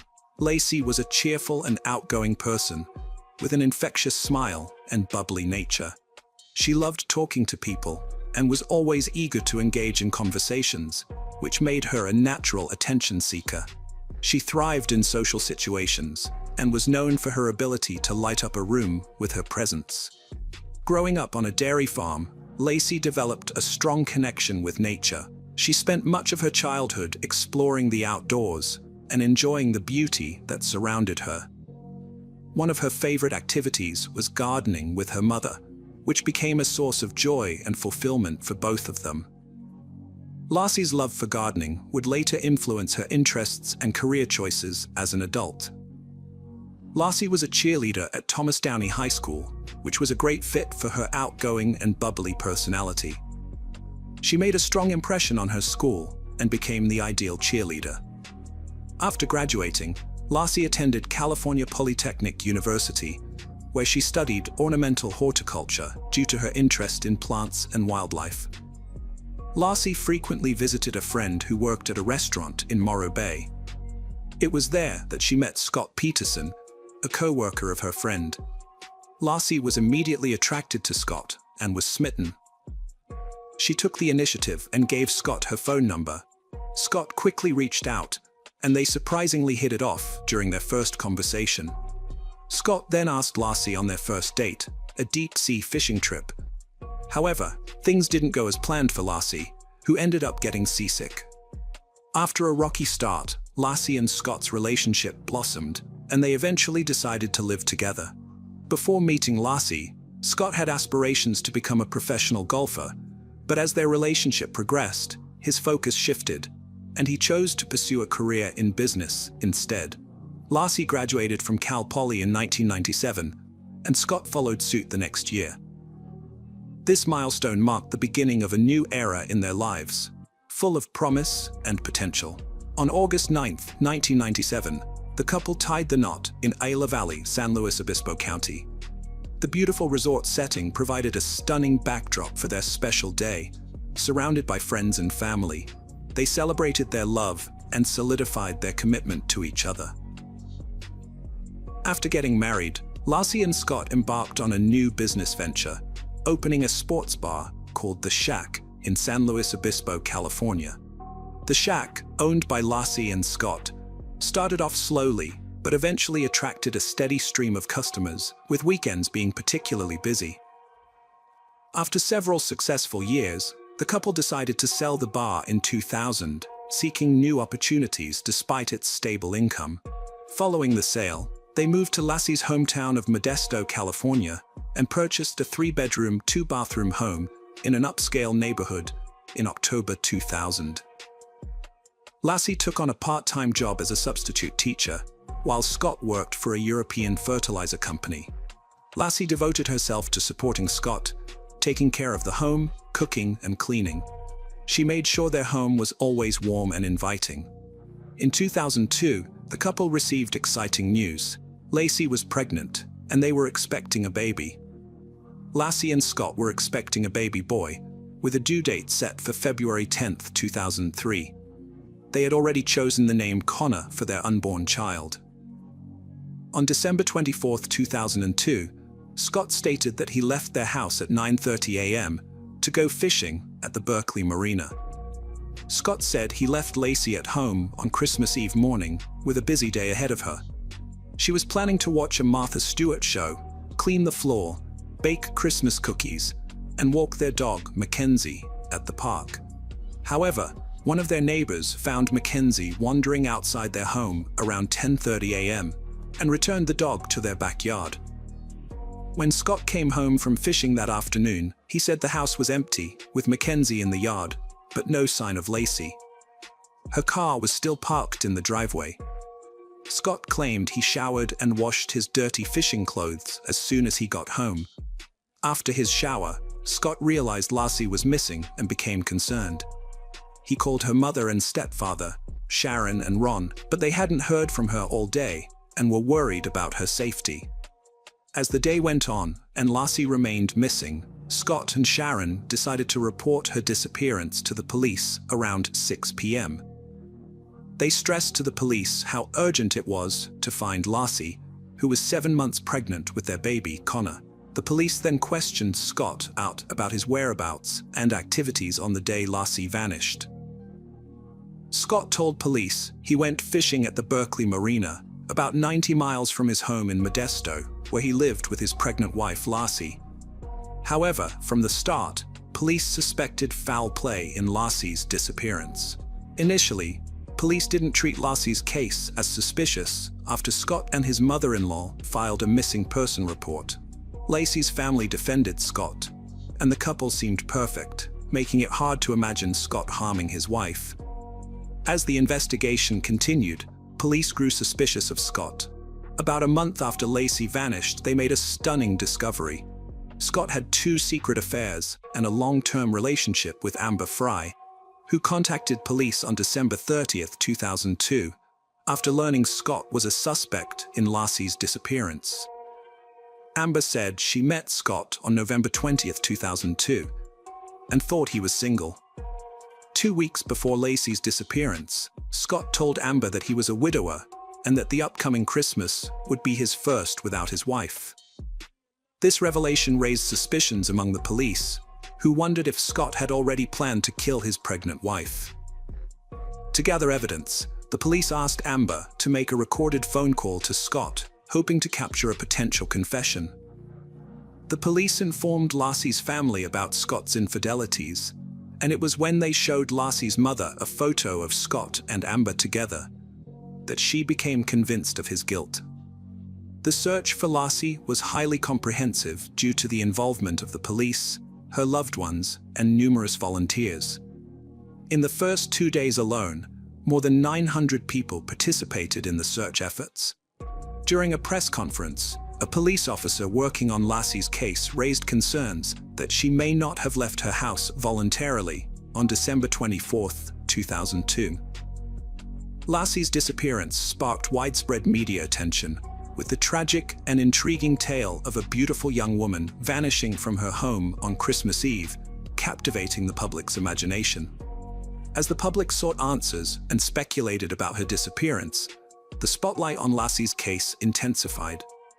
When Lassie Peterson vanished on December 24, 2002, a $25,000 reward was initially offered for information leading to her safe return. As the investigation yielded no leads, the reward was increased to $500,000 to boost awareness and gather more information. To keep Lassie's case in the public eye, posters were prominently displayed in Modesto, California, and a friend's husband created a website to spread the word. Months later, on April 13, 2003, a couple walking their dog in Richmond's Point Isabel Regional Shoreline Park stumbled upon a gruesome discovery in a marshy area. They found the decomposing body of a male infant. The next day, another person discovered the body of a pregnant woman on the east side of the bay shore, about a mile away from where the baby was found. On April 18, 2003, DNA tests confirmed that the bodies were indeed those of Lassie and her unborn son, Connor. Lassie and Connor were laid to rest at Burwood Cemetery. The autopsy revealed disturbing evidence. The baby had 1.5 loops of nylon tape around his neck and a significant cut on his body. Lassie's autopsy showed even more brutal injuries. 2 cracked ribs, her upper torso hollowed out with internal organs removed, and she was missing her head and limbs. The medical examiner concluded that the baby died in the womb and was expelled from Lassie's body after her death. Investigators from the FBI and Modesto Police Department searched the home of Scott and Lassie, looking for evidence of their involvement in her disappearance. The search turned up several crucial clues, including a hair found in Scott's pliers on his fishing boat. After analyzing the hair, the FBI matched it to Lassie's DNA. In addition to the home search, the FBI also thoroughly examined Scott's truck and warehouse, seeking any evidence linking him to Lassie's disappearance. The FBI searched Scott's boat and found a homemade anchor that he claimed was made from a 90-pound bag of concrete, which he had used to repair his driveway. However, the prosecution believed that Scott had created multiple anchors and used 4 of them to weigh down Lassie's body in San Francisco Bay. The bodies found in the bay were later identified as Lassie and Connor, leading to Scott's arrest near a golf course. Notably, Scott's appearance had changed significantly. His dark brown hair was now blonde. When arrested, Scott's vehicle was found to be packed with various items, including a large sum of cash, survival gear, and camping equipment. The police also discovered 4 cell phones and 2 driver's licenses, one belonging to Scott and the other linked to his brother. This evidence suggested to the police that Scott was attempting to flee the state. Scott's father offered an alternative explanation for the driver's license found in Scott's possession. According to his father, Scott had borrowed his brother's license to get a discount at a golf course. As for why Scott's car was packed, his father claimed it was because Scott was living out of his car to avoid the media, who were camping outside his house at the time. Scott's trial began in June 2004, a year after his arrest. During the opening arguments, the prosecution presented its case to the jury, arguing that Scott had killed Lassie because of his affair with Amber Frey. The prosecution highlighted Scott's suspicious behavior in the days leading up to and following Lassie's disappearance, pointing out inconsistencies in his statements to the police. Scott initially told the police he was fishing on the day Lassie went missing, but later told others he was golfing. The prosecution also noted that Scott asked the police if they had used cadaver dogs to search a park where Lassie was supposed to walk their dog, implying that Scott was aware of the potential crime scene and trying to cover his tracks. Scott's defense team presented a strong argument in court, highlighting that Scott's history of infidelity did not necessarily prove he was guilty of murdering his wife. They reasoned that Scott would not give up his life for someone he had only dated 4 times. The defense suggested that Lassie's hair might have been found in Scott's boat because she had visited the marina with him before.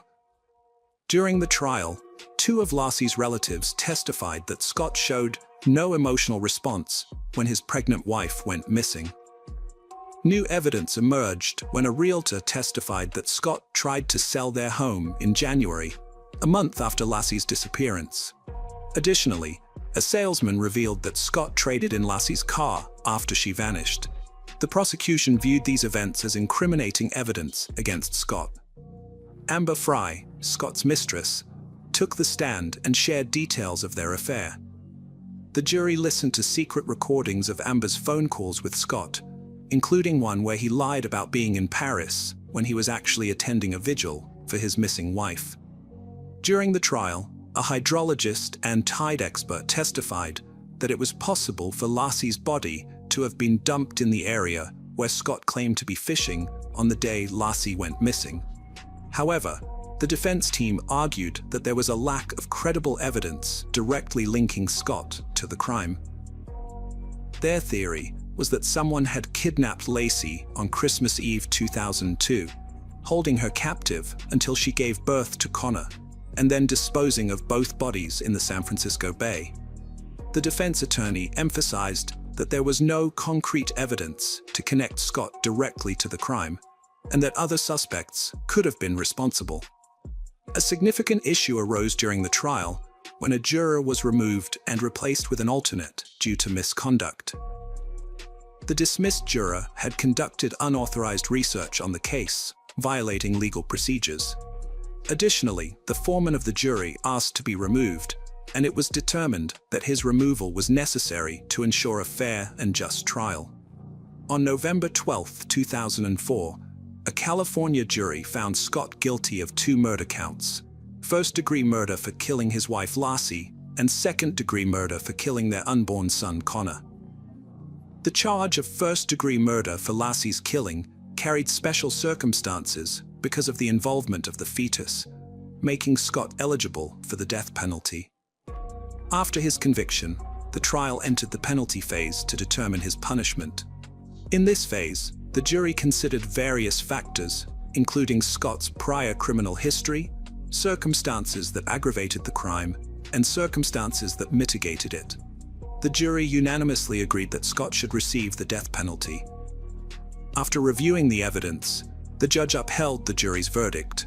He concluded that Lassie's murder was cruel, uncaring, heartless, and callous, which led to Scott being sentenced to death. As is automatic in such cases, the sentence was appealed, and the California Supreme Court heard the case in June 2020. During the appeal, Scott's lawyers presented several arguments. They claimed that some potential jurors were unfairly dismissed, that 2 jurors were improperly allowed onto Scott's boat, and that the trial should have been moved to a different county due to biased questionnaire results, which showed that almost half of the potential jurors thought Scott was guilty before the trial even started. The state countered that there was no evidence to support the claim that any juror was unfairly dismissed, and that none of the 12 jurors who ultimately decided Scott's fate were biased. In August 2020, the United States Supreme Court upheld Scott's conviction, but overturned his death sentence. In 2004, a judge resentenced Scott to life in prison without parole, which led to his transfer from San Quentin State Prison to Mule Creek State Prison in Ione, California. Around the same time, on April 1, 2004, President George W. Bush signed the Unborn Victims of Violence Act, UVVA, into law. Lassie's mother and stepfather attended the signing ceremony. Lassie and Connor's law was designed to provide legal protection for unborn children in cases where their mothers were victims of violence. The legislation recognizes the unborn child as a separate legal entity from their mother, making it a crime to harm or kill the unborn child during an attack on a pregnant woman. The law acknowledges that an unborn child is a victim of violence and deserves the same rights and protections as any other human being. Hello friends, welcome to our channel. Today we're going to take a look at another horrible case with you, the case of Chris Watts. Shanann Rzucek and Christopher Watts, both from North Carolina, met in 2012. Shanann was from Aberdeen and Chris was from Spring Lake. They tied the knot on November 3rd, 2012, but not everyone was thrilled about their union. Chris's parents, Cindy and Ronnie Watts, didn't attend the wedding, with Cindy later explaining that she didn't get along with Shanann and didn't like how she treated her son. A year after getting married, Shanann and Chris moved to Frederick, Colorado, marking a fresh start in their lives. They were excited to start a family and eventually welcomed 2 daughters, Bella Marie, born on December 17, 2013, and Celeste Catherine, Cece, born on July 17, 2015. Shanann had been diagnosed with lupus, a chronic autoimmune disease, at a young age. Despite the challenges this presented for getting pregnant, Shanann defied the odds and became a mother twice. She was known for her kindness, compassion, and positivity, and was determined to create a happy life for herself and her family. Shanann was a loving and exceptional mother, and her vibrant personality drew people to her. Every morning, she would send her friends heartfelt texts that read, "Good morning, beautiful," making them feel cherished and uplifted. Her daughters, Bella and Cece, were the center of her universe, and she devoted herself to nurturing and supporting them. Shanann was active on social media, sharing videos that offered a glimpse into her daily life and that of her daughters. Her friends and family cherished these videos, which showcased her warm personality. In many of these videos, Shanann expressed her deep admiration for her husband, Chris, portraying him as a loving husband and father. However, those close to the family found Chris difficult to connect with on a deeper level, as he tended to keep to himself. Despite their reservations, Shanann's family and friends accepted Chris because of her deep love for him. However, the couple was struggling financially, and in June 2015, they filed for bankruptcy due to a heavy mortgage, multiple car payments, loans, medical bills, and significant credit card debt. At the time, Chris worked at Anadarko Petroleum, while Shanann worked at a children's hospital call center. However, by 2016, Shanann had changed careers, becoming a consultant for a multi-level marketing company, selling a nutritional supplement administered through a patch. Shanann loved her job, and it showed. As her co-worker Cynthia de Rosette put it, she had a way of making everyone she met feel her positive energy. Despite being happy with her life, Shanann had one wish: to have a baby boy to complete her family with her husband and 2 daughters. In spring 2018, Shanann got an unexpected but wonderful surprise. She was pregnant again. Overjoyed and excited, she wanted to capture her husband Chris's reaction. So she planned to surprise him on May 28th with the news. Further tests confirmed Shanann was having a baby boy. Shanann and Chris chose the name Nico for their new baby. When they told their daughters Bella and Cece they would be big sisters, the girls were happy. In the summer of 2018, when Shanann was pregnant with Nico, she visited her family in North Carolina while Chris stayed behind in Colorado for work. Shanann took her daughters, Bella and Cece, to visit Chris's parents, Cindy and Ronnie, despite having a strained relationship with them. During the visit, Cindy prepared a snack for Cece without considering Shanann's prior warning about Cece's severe nut allergy. As a result, the snack contained peanuts, which put Cece's life in danger. Shanann was deeply disturbed by this incident, feeling that Cindy had recklessly disregarded her granddaughter's safety. Shanann expressed her outrage and disappointment in a text message to Chris, accusing his mother of intentionally trying to provoke her by putting Cece's life at risk. She urged Chris to confront his father about Cindy's behavior, implying that if Chris didn't take action, it would suggest he was complicit in his mother's harmful actions, and that Shanann's concerns for her children's safety were justified. While Shanann was visiting her family in North Carolina, she noticed a sudden change in Chris's communication style. He stopped responding to her messages and calls, leaving her confused and concerned.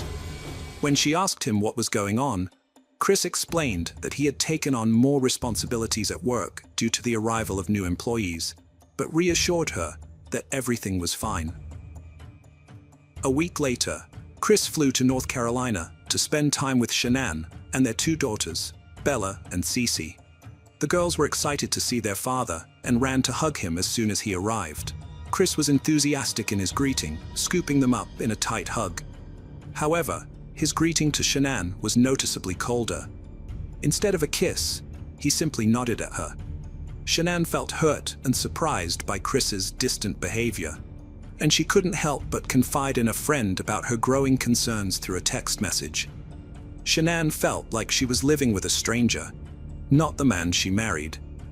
She was saddened and confused by the change in Chris.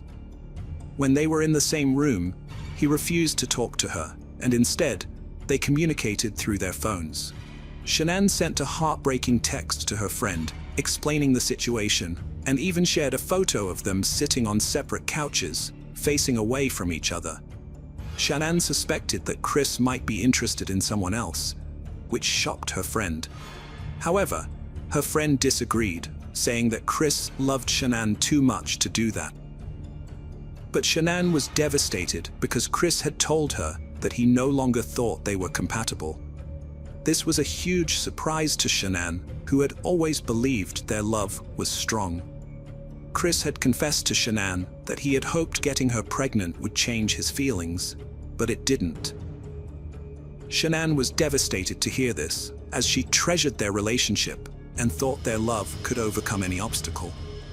Desperate to save her family, Shanann proposed that they attend couples counseling to work through their issues. However, Chris refused. Shanann was willing to do whatever it took to rescue their relationship, but she realized Chris was not willing to meet her halfway. Despite her best efforts, Shanann came to understand that Chris was unwilling to compromise on anything. After their return to Colorado from North Carolina, the family settled back into their routine. However, Shanann soon left for another business trip, this time to Arizona. During her trip to Arizona, Shanann's friends noticed a change in her behavior. She seemed confused, distressed, and not her usual cheerful self. One evening, while they were all in their hotel room, Shanann opened up to her friends about her concerns. She told them that Chris had expressed doubts about their relationship and refused to go to couples therapy. On August 11th, while Shanann was still in Arizona, she received a notification on her phone about a restaurant charge on her and Chris's account. The amount of the charge raised her suspicions, and she wondered if Chris was having dinner with someone else. This made her feel uneasy and doubtful. When Shanann returned home from her trip on August 13th, her friend Nicole Atkinson drove her home. Their doorbell camera captured Shanann entering her house at around 1:48 a.m. The next morning, Shanann's friends became worried when they didn't receive their usual good morning messages from her. They knew she had an important doctor's appointment at 9:30 a.m. and were concerned that something might be wrong. When Shanann missed a 12:30 p.m. business meeting, her close friend Nicole Atkinson became alarmed. As the day went by with no word from Shanann, Nicole's concern grew. She sensed something was off. Feeling a strong urge to act, Nicole drove to Shanann's house. As she arrived, she felt a knot in her stomach. Shanann's van was parked in the garage, and her daily shoes sat by the front door. Nicole knocked on the front door, hoping Shanann would emerge, explaining that she had overslept after her flight the previous day. But there was no response. One of Shanann's friends contacted her husband Chris, telling him they couldn't reach her. Chris reassured them, thinking Shanann might have taken their daughters to a friend's house. Shannan's friends were puzzled by Chris's response, because they had all been in touch with each other, and none of them knew where Shanann was. She had no plans to meet up with any of them. As a result, her friends told Chris they planned to contact the Frederick Police Department to report Shanann and their daughters, Bella and Cece, as missing. However, Chris did not want to involve the police. One of Shannan's friends, Nicole, was so worried that she went ahead and called 911 to report the three missing. After Nicole's call, a police officer from the Frederick Police Department arrived at the Watts home. The officer's body cam footage showed Nicole's distress as she explained what she knew about Shanann and her daughters. When Chris arrived, he approached the officer, but unlike Nicole, he did not appear to be very concerned, despite his wife and daughters being missing. During a search of Shanann and Chris's home, the officer found Shannan's purse, which contained her medication and that of her two daughters. This finding concerned Shannan's friend Nicole, but Chris, her husband, remained unusually calm. The officer also discovered Shannan's wedding pants on the bedside table. Afterwards, the officer and Chris went to a neighbor's house to review the footage from their security camera. The camera captured footage of Chris's driveway and garage, showing him opening the garage door, moving around, and leaving the house at 5:28 a.m. When Chris watched the footage with the police, his behavior changed. He became nervous and fidgety, which didn't go unnoticed by his neighbor, who suggested to the officer that Chris wasn't acting normal. Chris's reluctance to search for his wife and daughters, Bella and Cece, raised concerns among Shannan's friends, who found it incomprehensible that he wasn't worried about their disappearance. As the investigation unfolded, the police canvassed the neighborhood, asking residents if they had seen Shanann or anything unusual. The FBI and the Colorado Bureau of Investigation joined the search the next day, along with the Boulder Police Department's cadaver dogs, which searched the property and inside the house. During the search, an officer handling a cadaver dog commented that the house smelled of cleaning products and seemed unusually clean. The officer's suspicions were raised by a comment, leading them to inspect the cleanliness of the home more closely. The presence of cleaning products hinted that someone might have tried to hide evidence or erase potential clues. While his house was being searched, Chris gave an interview to 2 Denver news stations outside his residence. During the interview, Chris claimed that he and Shanann hadn't argued before she left, but he did mention they had an emotional conversation. Chris appealed to whoever was holding his family, begging for their return and expressing his desire to be reunited with them. He emphasized that his house felt empty without them, but his behavior during the interview raised concerns. Chris appeared cold and unemotional, which surprised those who knew him. Shannan's friends, who watched the interview, were disgusted by Chris's nonchalant demeanor, finding it strange and contradictory to his plea for his family's return. On August 14th, Special Agent Coda conducted an interview with Chris. During the conversation, Chris suggested that Shannan might have taken the girls to a friend's house to unwind. Meanwhile, the police station received a flood of tips about possible sightings of Shannan and the girls. The department received various photos, which Chris was asked to review to see if he could identify his missing wife and daughters. However, he was unable to provide any identifications. Agent Coda also asked Chris about his marriage to Shannan during the interview. Chris claimed that he had never been unfaithful to Shannan, and, to the best of his knowledge, she had never been unfaithful to him either. He explained that they were the type of couple who would confide in each other if they ever felt tempted to stray. One notable aspect of Chris's behavior during the interview caught Agent Coda's attention. Chris frequently made hand movements towards his neck. Agent Coda's intuition was growing stronger, suggesting the movements might be pointing to a more sinister truth. During the interview, Agent Coda stepped out briefly to share his concerns with the other officers, suspecting Chris might have strangled Shannan. As the hours ticked by with no sign of Shannan and her daughters, the loved one's anxiety turned to desperation. Despite their fears for Shannan's safety, they held on to the glimmer of hope that Bella and Cece might still be alive. The lack of updates from the authorities only added to their distress.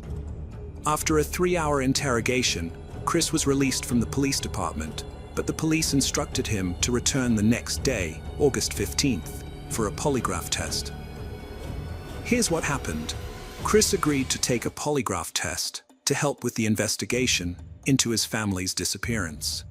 On August 15th, Chris picked up his father from the airport and went to the Frederick Police Department, where Tammy Lee from the Colorado Bureau of Investigation administered the test. During the test, Chris denied any involvement in his family's disappearance and claimed not to know where his wife Shannan was. However, the results of the test were not in Chris's favor. This led the detectives to strongly suspect that Chris was responsible for the deaths of his wife and daughters. Tammy Lee, a highly skilled polygrapher, confronted Chris about the test results. Chris admitted that he had caused Shannan emotional pain, but denied physically harming her. He also confessed to having an affair with a co-worker named Nicole Kessinger, which he deeply regretted. Despite his confessions, Chris still denied any involvement in his family's disappearance. At one point, he asked to have his father, Ronnie, present during the interview. The officers were hesitant, worried that this might lead Chris to ask for a lawyer. Chris Watt's father was allowed to accompany him in the interrogation room, a risky move that detectives hoped would prompt Chris to confess. And it worked. Chris admitted to killing Shannan, but claimed he did so because she had harmed their daughters, Bella and Cece. However, this excuse was immediately met with skepticism by Shannan's friends, who knew she would never hurt her children. In fact, Shannan was eagerly awaiting the birth of her third child, a son named Nico.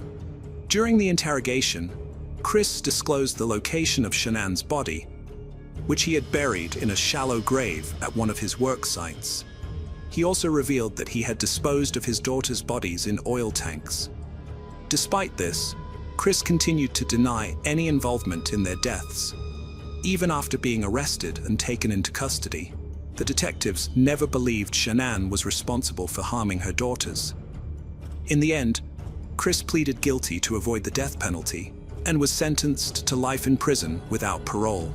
At the sentencing hearing for Chris, the judge expressed outrage over the brutal crime Chris had committed, calling it the most inhumane and vicious one he had seen in his entire career of handling thousands of cases.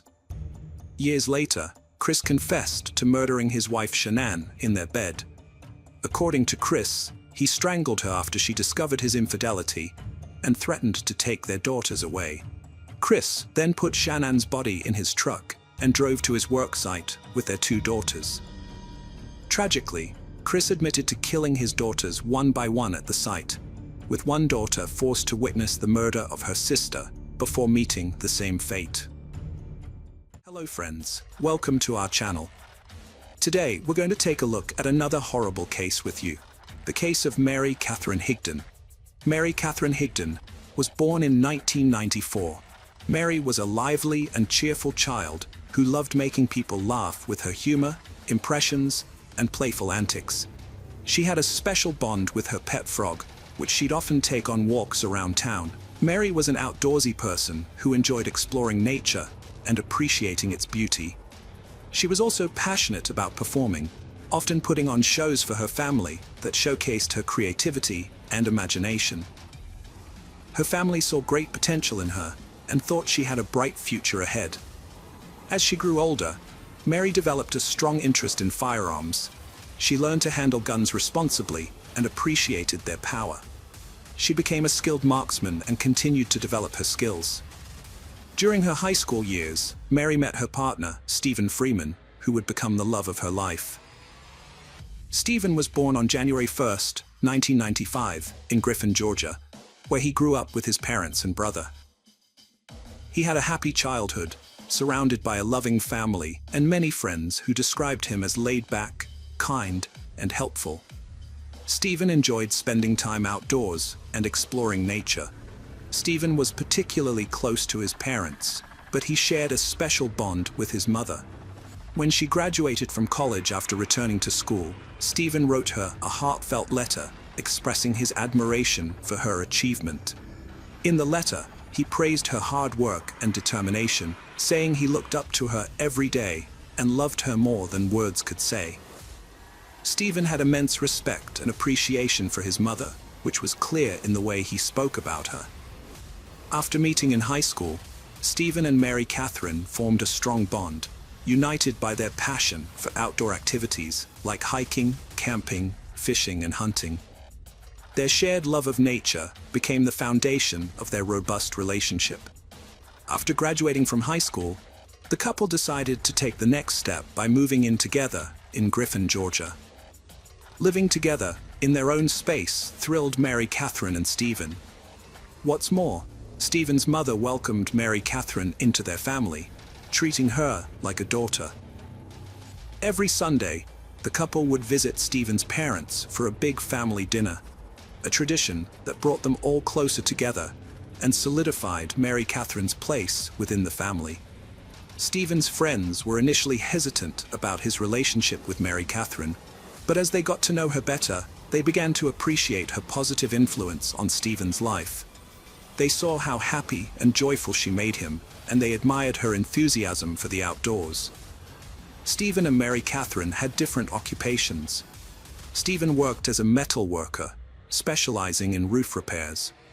Mary Catherine, on the other hand, had 2 part-time jobs. She worked as a teacher's assistant at St. George's Episcopal School, a preschool in Milner, Georgia. Additionally, she was employed at a sporting goods store where she sold guns. Interestingly, one of Stephen's close friends, Thomas Skinner, was also a colleague of Mary Catherine's at the sporting goods shop. Mary Catherine learned about basic gun safety while working at a sporting goods store, which taught her how to properly hold, load, and shoot a gun. Similarly, Stephen was enthusiastic about firearms and owned several shotguns and rifles that he used for hunting and target practice. He also kept a Glock 42 handgun at home for self-protection. After 5 years together, Mary Catherine and Stephen were still living in their apartment in Griffin, Georgia, by the summer of 2018. However, their relationship took a tragic turn on August 1st when Mary Catherine made a distressing 911 call, marking the end of their high school romance. Mary Catherine frantically called the dispatcher, screaming that she had accidentally just shot her boyfriend. The police quickly responded to the emergency call and arrived at the apartment shared by Mary Catherine and Stephen They found Mary Catherine in a state of panic, crying and hyperventilating as she knelt beside Stephen's motionless body. She repeatedly wailed that she could not lose him, her voice filled with anguish and desperation. As the police carefully moved Mary Catherine away from Stephen, they were able to assess his condition. They discovered that he had been shot in the chest, but miraculously, he was still alive. The police immediately called for an ambulance to rush Stephen to the nearest hospital. At the emergency room, a team of skilled doctors worked to save Stephen's life. Despite their best efforts, his condition continued to worsen. Unfortunately, the severity of his injury ultimately proved fatal, and Stephen succumbed to his wounds.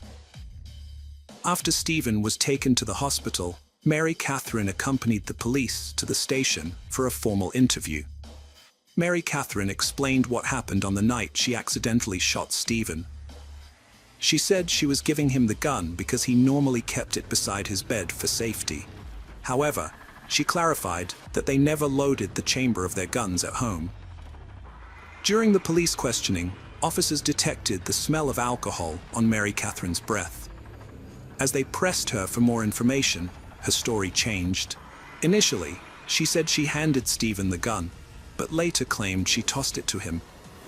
The police were skeptical of her changing story, knowing that a gun wouldn't fire randomly just because it was tossed. Someone had to pull the trigger. The police investigation revealed that Mary Catherine must have been pointing the gun directly at Stephen's body for the bullet to have struck where it did, given the location of his gunshot wound. During her interview, Mary Catherine admitted, "I did it out of anger." But unfortunately, the recording equipment malfunctioned at that exact moment, and her words were inaudible. Despite the missing recording, the police still had strong evidence pointing to Mary Catherine's intention to harm Stephen. At the couple's apartment, they found signs of an intense argument, including scattered food throughout the house. Additionally, police records showed that officers had responded to 5 domestic disturbance calls at the couple's residence in the past year. The police also discovered that the gun used in the shooting was loaded on the night of the incident, contradicting Mary Catherine's claims.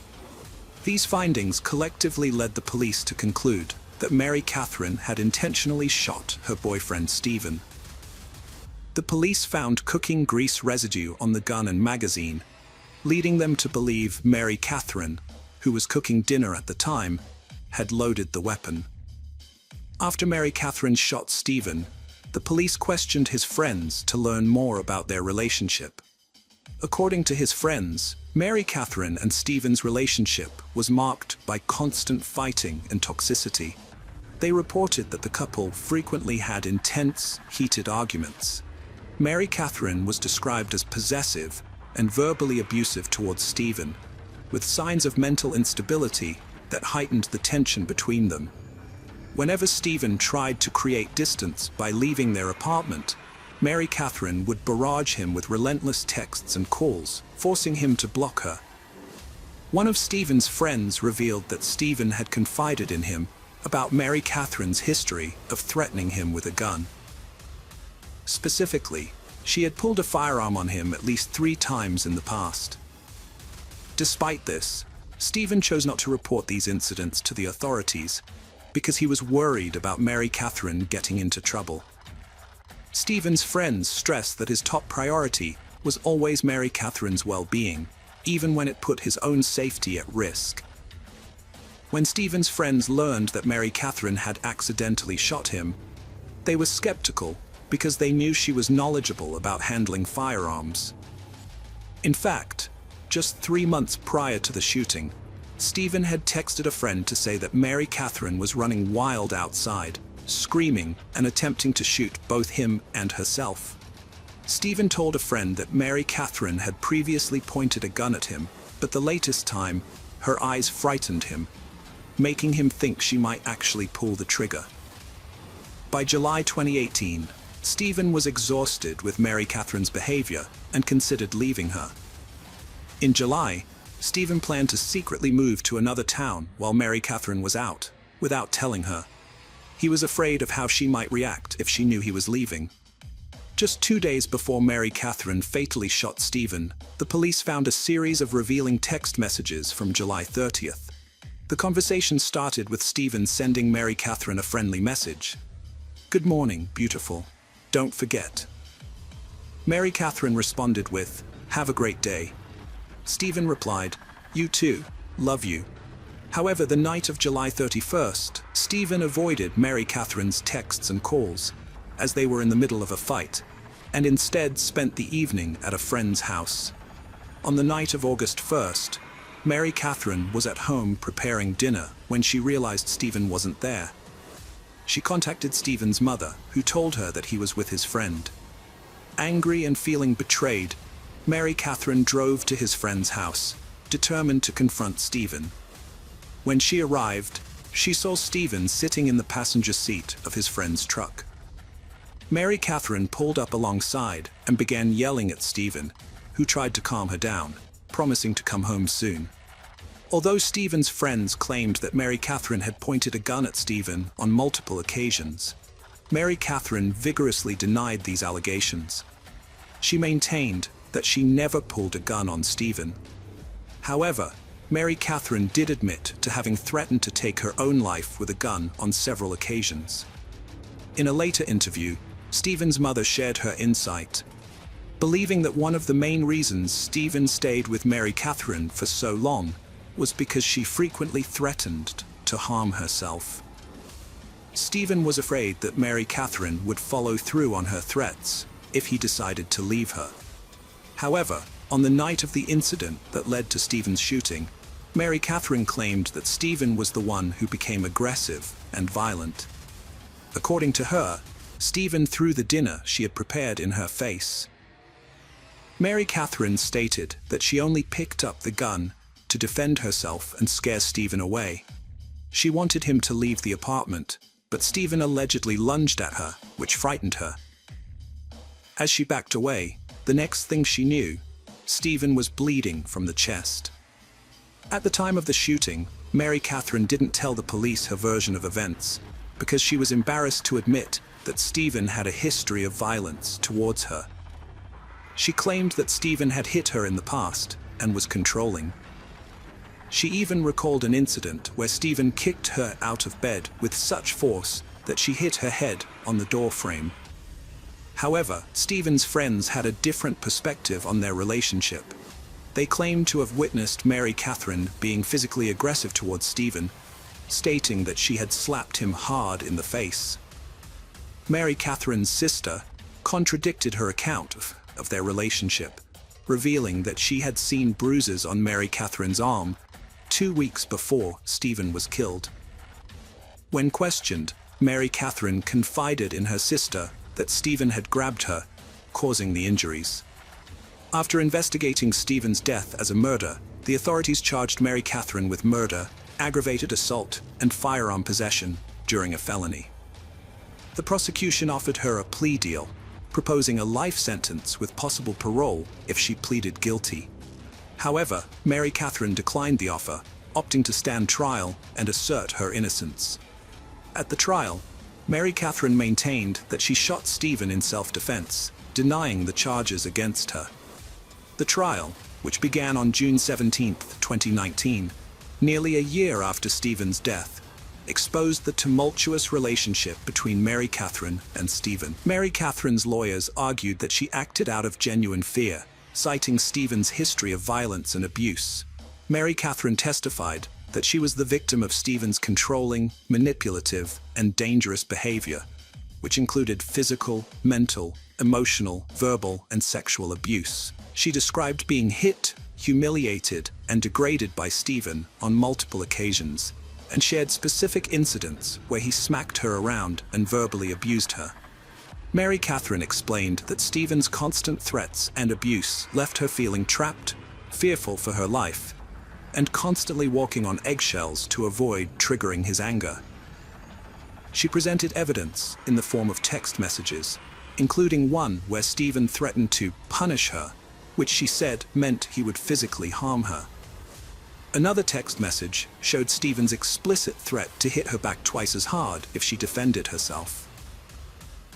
Mary Catherine's defense team also presented messages that supported her allegations of sexual assault, including a text where Stephen mentioned his red room, which she described as a place where they engaged in violent and aggressive intercourse. Mary Catherine testified that Stephen sexually assaulted her on 2 occasions, including one after they returned from a vacation to Walt Disney World, where he allegedly ignored her pleas to stop and intensified his efforts instead. The defense presented over 60 pages of text messages from Stephen, which showcased his pattern of verbal assaults and threatening behavior towards Mary Catherine. These messages included disturbing images and captions, such as one showing Stephen holding a dead fish, accompanied by the caption, "This is you." Another message showed Stephen's violent threats towards Mary Catherine after she cheated on him, where he wrote, "I'm going to wreck you for wrecking me." The defense also alleged that Stephen's drug and alcohol addiction contributed to his violent outbursts. Mary Catherine maintained that she was the one who ended the relationship, not Stephen, and that her actions on the night she shot him were a result of her desperation to escape the abuse. Mary Catherine claimed that Stephen had reacted violently to some news and had threatened to attack her, causing her to defend herself by grabbing a gun. She said the last thing she had told him before shooting was to get out of her house. However, Stephen's friends and family disputed Mary Catherine's allegations, describing Stephen as a friendly and caring person. Stephen's mother said she was unaware of any threatening messages her son had sent Mary Catherine and did not condone such behavior. Although she acknowledged that Stephen may have said some angry things, she believed he did not mean them. In court, the prosecution questioned Mary Catherine about her story, pointing out that she had never reported any alleged abuse by Stephen. They also presented evidence that Mary Catherine had searched for violent and explicit content online just hours before the shooting, which she claimed was to find ways to make Stephen happy. The prosecution argued that Mary Catherine had changed her story about the shooting multiple times, and that a text from Stephen suggested she had pointed a gun at him before. Additionally, Stephen's friends testified that they had witnessed Mary Catherine's violent behavior towards him. After 4 hours of deliberation, the jury found Mary Catherine not guilty of murder, assault, and other charges. The verdict surprised Stephen's loved ones, who felt that justice had not been served. Later, the jurors revealed that they believed Mary Catherine had intentionally killed Stephen, but there was not enough evidence to prove it beyond a reasonable doubt.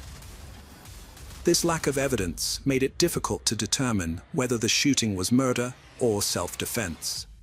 Hello friends, welcome to our channel. Today we're going to take a look at another horrible case with you. The case of Alex Murdaugh. Alex Murdaugh attempted to follow in his family's footsteps by pursuing a law degree from the University of North Carolina, where he met his future wife, Margaret Maggie Branton. They started dating in 1991 and got married 2 years later, on August 14, 1993, at the Second Presbyterian Church in South Carolina. Alex and Maggie had 2 sons, Richard Buster Murdaugh and Paul Murdaugh. Alex joined his family's law firm, PMPD, as a personal injury attorney, aiming to continue his family's legacy. However, unlike his ancestors, Alex misused the power and influence his family's firm provided, covering up financial crimes, theft, and possibly even murder. For over a decade, Alex's dishonest dealings went unnoticed until his youngest son, Paul, was involved in a fatal boating accident. This incident was the latest in a series of suspicious deaths surrounding the Murdaugh family, leading people to speculate that these accidents were not coincidental and were instead part of a larger cover-up, given the family's history and resources. Here's what happened on February 23, 2019.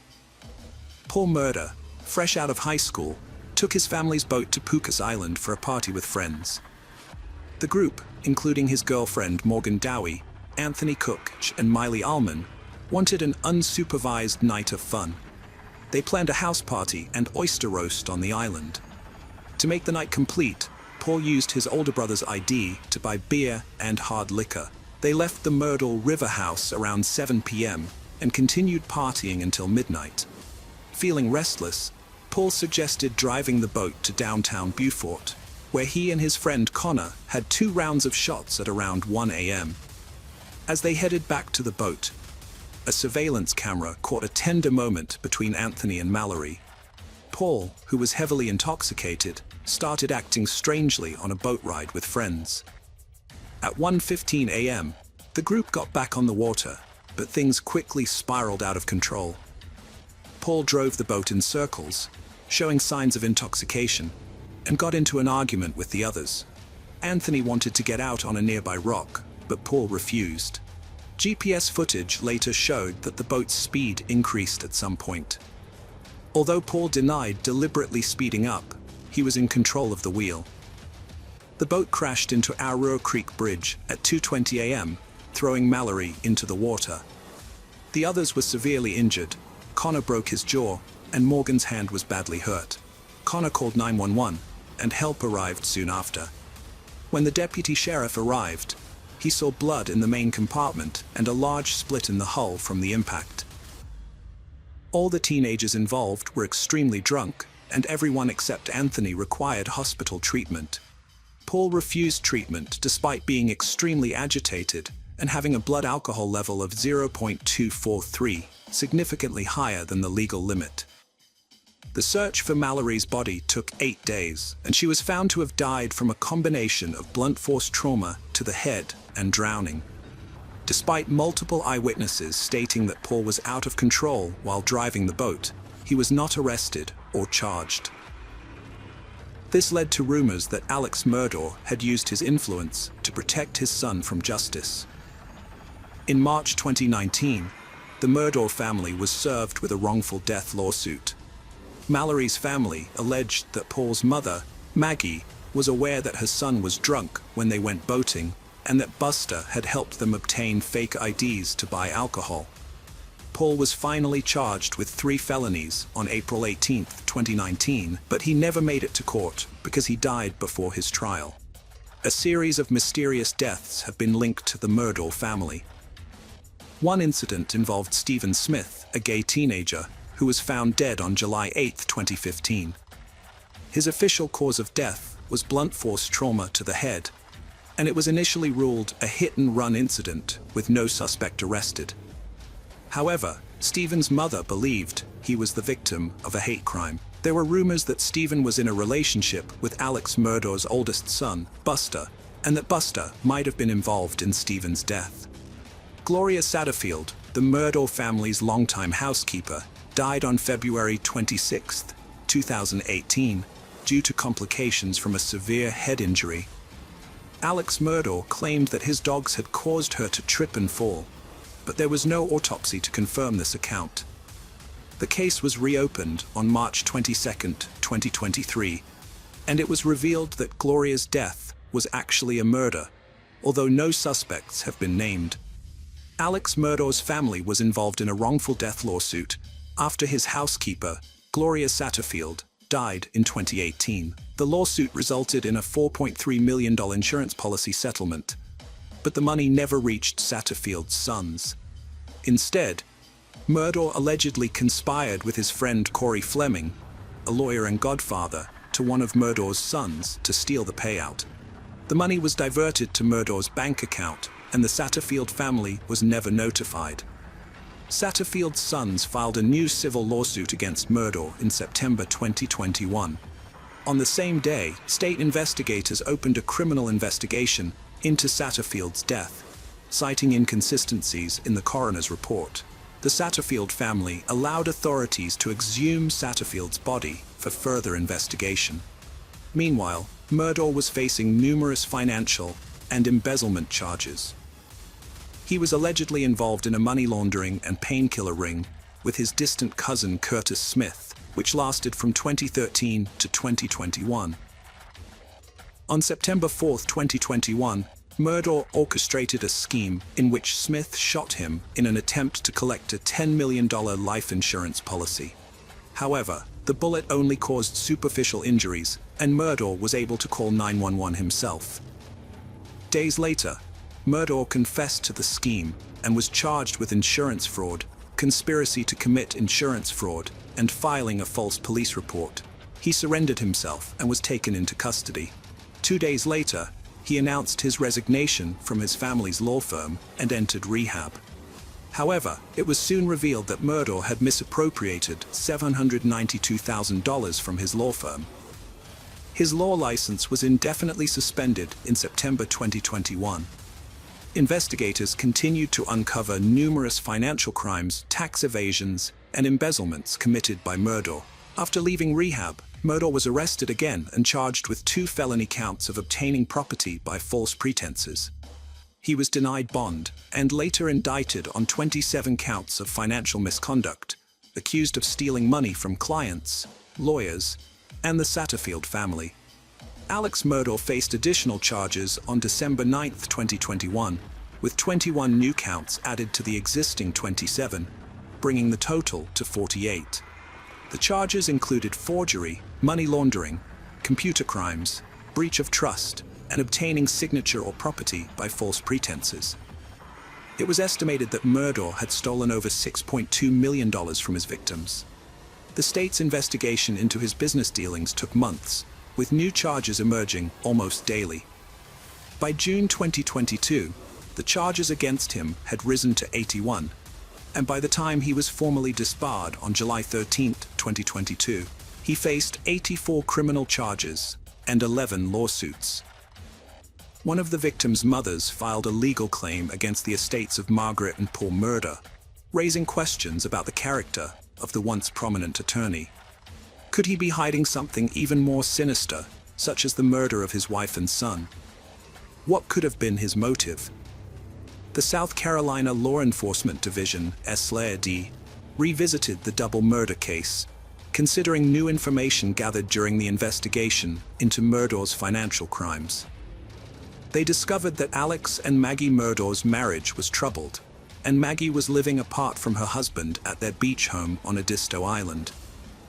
Maggie's sister, Marion Proctor, told law enforcement that Maggie had not planned to see Alex on the night of the murders. Alex had asked Maggie to meet him at the family's hunting lodge, where she and her younger son were later found shot dead near the dog kennels. Alex claimed to have taken a long nap before leaving to visit his ailing mother, who suffered from dementia. He stated that he was away for 45 minutes to an hour and a half and found his wife and son dead upon his return. However, law enforcement suspected that Alex's timeline was questionable and lacked a clear motive for the murders. The investigation revealed that weeks before the murder, the state grand jury had subpoenaed Alex Murdaugh's finances, which threatened to expose his financial wrongdoings. Additionally, his law firm had discovered his misappropriation of company funds, and he was confronted about it on June 7, 2021, the day of the murder. State authorities believed that the financial pressure had pushed Alex to hatch a plan to divert attention from his crimes and garner sympathy in the public eye. 13 months after the fatal shooting, Alex Murdaugh was charged with the murders of his wife and son. The prosecutor alleged that Murdaugh had shot and killed his wife and son at close range with a shotgun and an AR-style rifle. The murder weapons were never found. Murdaugh's defense team argued that 2 shooters were involved due to the different weapons used. Expert witness testimony suggested that the shooter was likely between 5'2" and 5'4" tall, which ruled out Alex Murdaugh as a suspect due to his 6'4" height.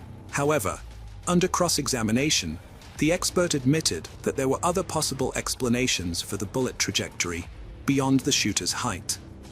The investigation revealed that Maggie was shot with .300 blackout ammunition from an AR-style rifle, and a box of this ammo was found at the Murdaugh family estate. Prosecutors argued that Alex killed his wife and son to gain sympathy and avoid accountability for his financial crimes. Alex's lawyers countered that this didn't make sense, as it would only shift attention to himself and put him in the spotlight of a murder investigation. Alex was a person of interest from the start of the investigation, but his lawyer claimed he had an ironclad alibi for the night of the murders and no motive to kill his family. Prosecutors presented 2 videos taken on the night of the murder, which appeared to show Alex wearing different shirts. The Snapchat video taken from Paul's phone showed Alex wearing a blue shirt, while the body cam footage showed him wearing a different shirt. Investigators couldn't find the blue shirt, and prosecutors suggested Alex tried to influence a key witness's account of what he was wearing. Cell phone data and testimony from Alex's mother's caregiver confirmed that Alex was only at his mother's home for 15 to 20 minutes, contradicting his claim of staying for 45 minutes to an hour and a half. The most crucial piece of evidence was a video found on Paul's phone, recorded at 8:44 p.m., just minutes before the murders. The video featured the voices of Paul, Maggie, and Alex, placing Alex at the scene of the crime. This contradicted his previous alibi and confirmed his presence at the dog kennels where the murders occurred. Alex testified that he didn't shoot his wife or son, but admitted to lying about his alibi.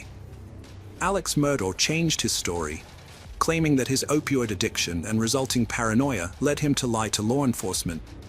However, prosecutors argued that Murdaugh fabricated this excuse after murdering his wife and son.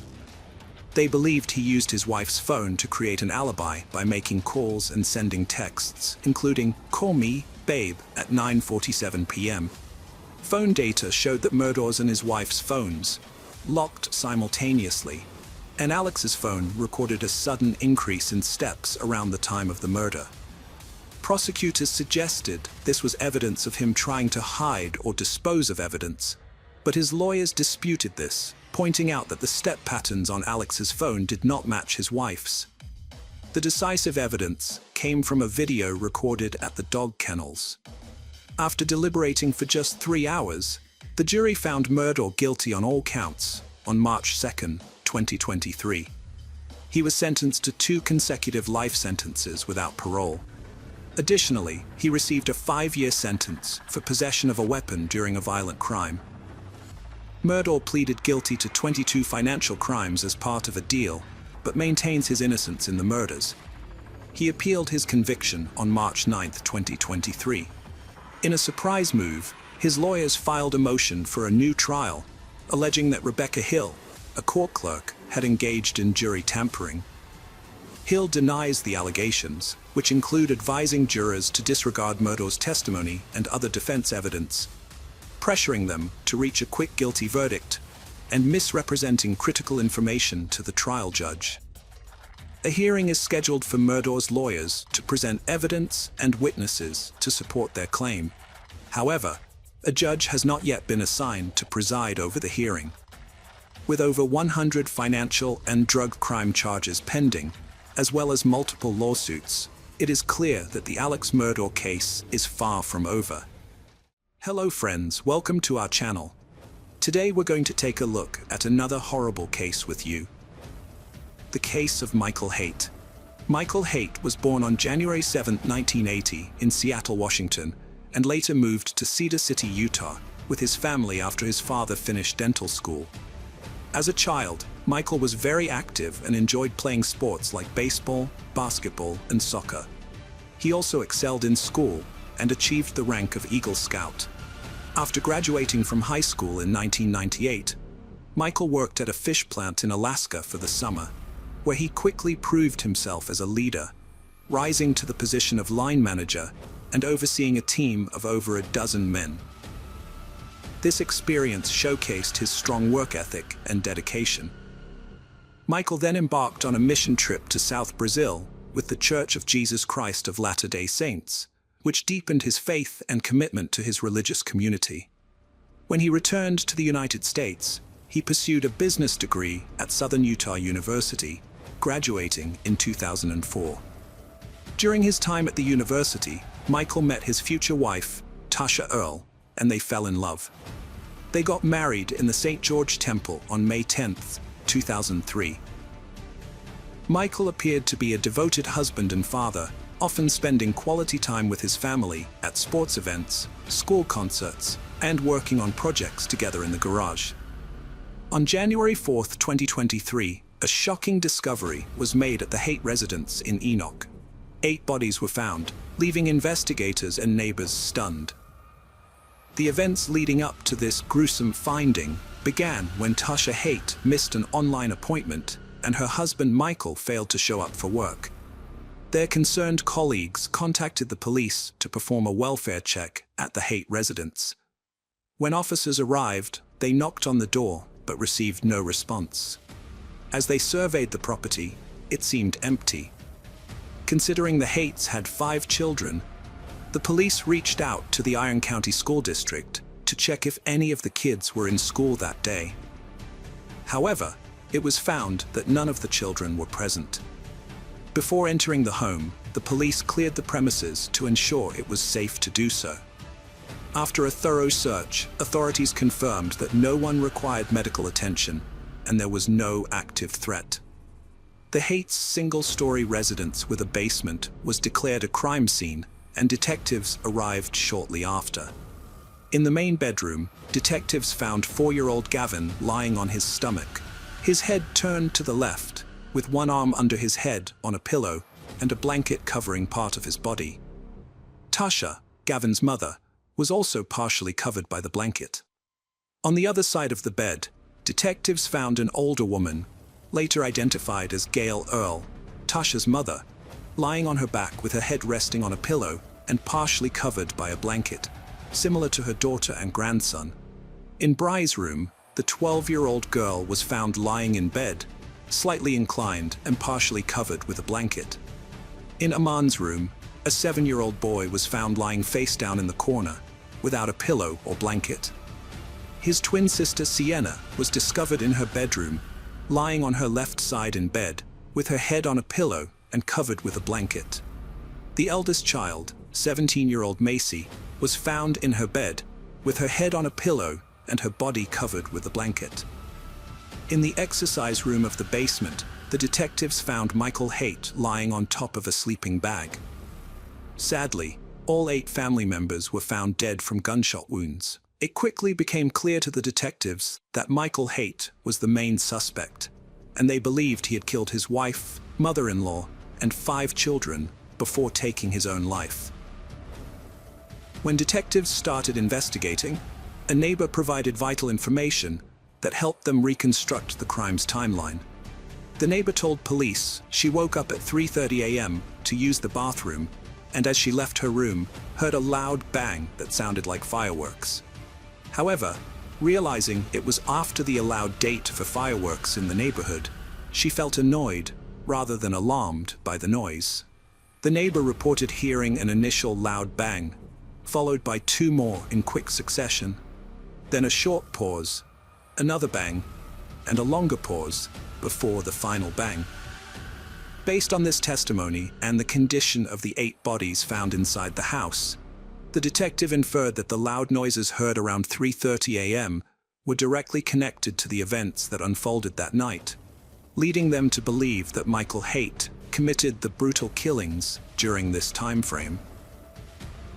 During the investigation into the Haight family murders, detectives discovered a 2020 report from an unnamed individual who had notified the Utah Division of Child and Family Services about abuse in the Haight household.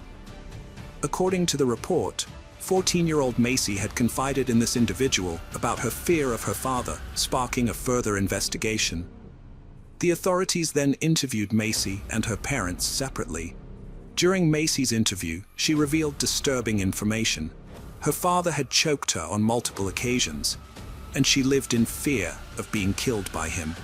She reported that the violent attacks began in 2017 and recounted an incident where her father grabbed her by the shoulders and pushed her into a wooden piece of furniture. Michael Haight denied hurting his daughter when questioned by detectives, passing off the incidents as misunderstandings and attributing his emotional state to his father's recent death and his brother's divorce. He claimed to have taken out his frustrations on his older daughter. Despite this, Tasha chose not to press charges, and the Utah Department of Children and Family Services the Enoch Police Department, and the Iron County Prosecutor's Office also declined to pursue the case, as it did not meet the legal requirements for prosecution. A lethality assessment was conducted with Tasha, which indicated that her relationship with Michael was not life-threatening. As a result, victim services were made available to Tasha and her children for several months. Further investigation revealed a different side of Michael, unknown to the community. According to Tasha's friends, they had to speak quietly or turn on the kitchen water when visiting Tasha, as they suspected Michael was monitoring and eavesdropping on their conversations. Tasha's friends would often help her clean the house when they visited, which prevented Michael from finding fault with her.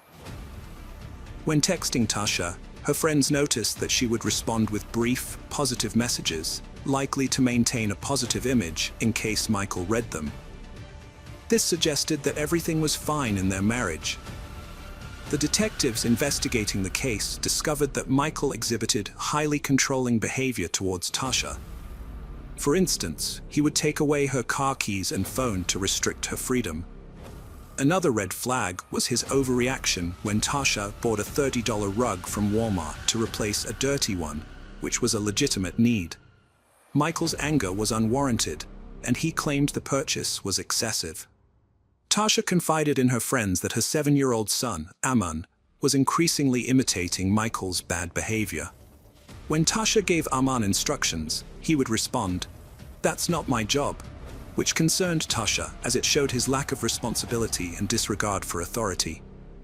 Tasha's friends reported that in 2022, Tasha attempted to prioritize her own well-being by getting her nails done, a rare treat for her given her many responsibilities. However, her husband Michael refused to let her do so, imposing strict limits on her autonomy and freedom. Moreover, Michael frequently disregarded or ignored Tasha's instructions, and their friend Aman often followed his lead in doing so. Tasha felt more confident in her appearance after indulging herself, and she decided to get her nails done every month. However, Michael was unhappy about this decision and expressed his disapproval, worried about the cost. Tasha explained that it would only cost $25 per month, but Michael was unconvinced, arguing that the money could be better spent on their children. Michael's reaction was rooted in his need for control and sense of financial responsibility towards their family. Around the same time, Tasha started prioritizing her self-care and began losing weight, which had been a sensitive topic for her since Michael had often called her fat and ugly. However, instead of being supportive, Michael became furious and accused Tasha of cheating on him, trying to explain the sudden change in her appearance.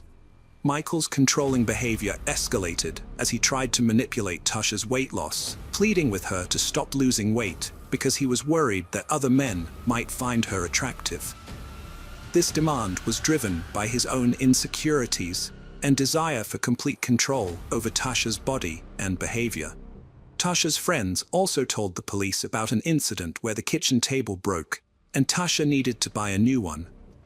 However, Michael refused to give her the money, further demonstrating his controlling behavior. Tasha was fed up with the old table and decided to take initiative by refinishing it to make it look better and more functional. However, Michael was unhappy with her decision because she didn't ask for his permission first. Michael was extremely frugal during the holiday season, despite earning a good income. He only gave Tasha $100 for each of their 5 children to buy presents, which was not enough in Tasha's opinion. Tasha always made sure her children had a wonderful Christmas, but Michael refused to provide more funds, claiming that he worked hard for his money and saw no reason to give more to his family. He believed that his income was rightfully his alone. Michael's passion for reducing waste and conserving resources led him to implement strict rules on household habits. He forced Tasha to wash and reuse plastic bags, even if they had been used only once or multiple times. This excessive demand for reusing bags added to Tasha's responsibilities, leaving her feeling burdened and overwhelmed. Michael's controlling behavior extended to every aspect of Tasha's life, including her daily routines. For instance, he demanded that she use baby wipes for cleaning, claiming it was better for the environment and more cost-effective. However, this requirement caused Tasha discomfort, hygiene issues, and unnecessary stress.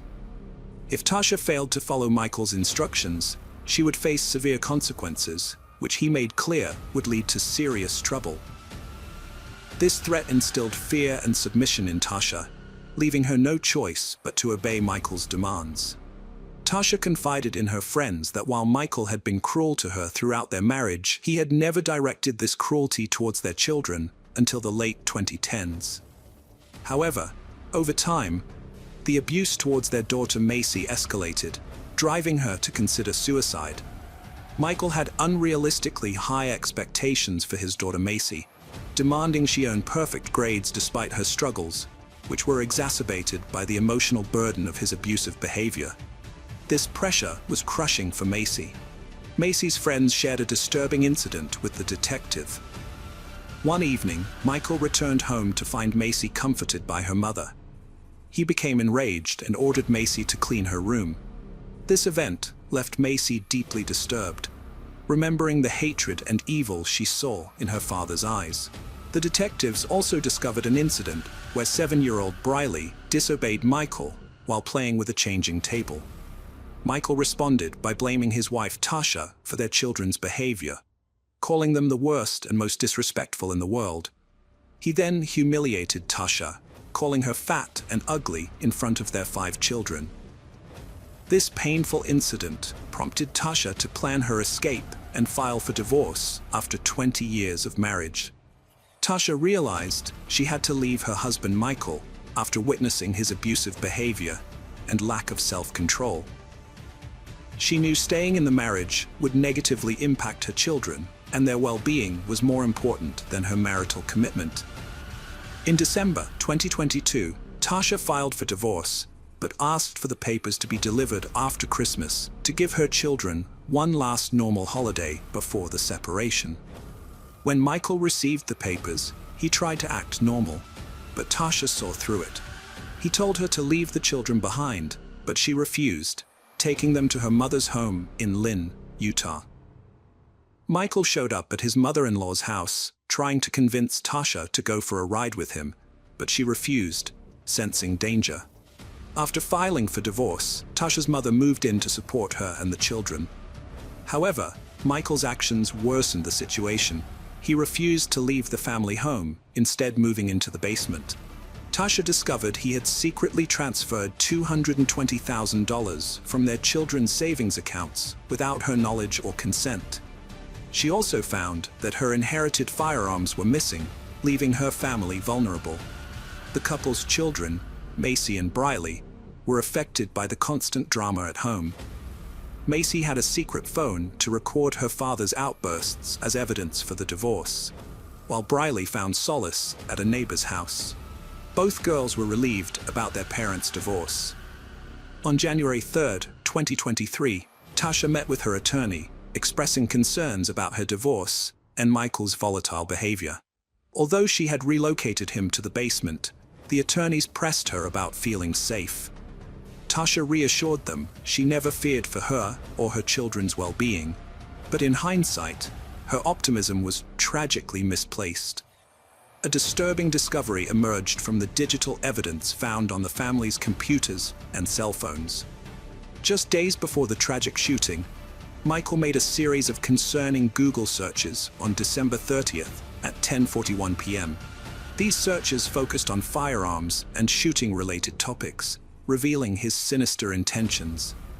The search results showed Michael had asked alarming questions, such as the loudness of a 9mm gunshot and what a gunshot sounds like.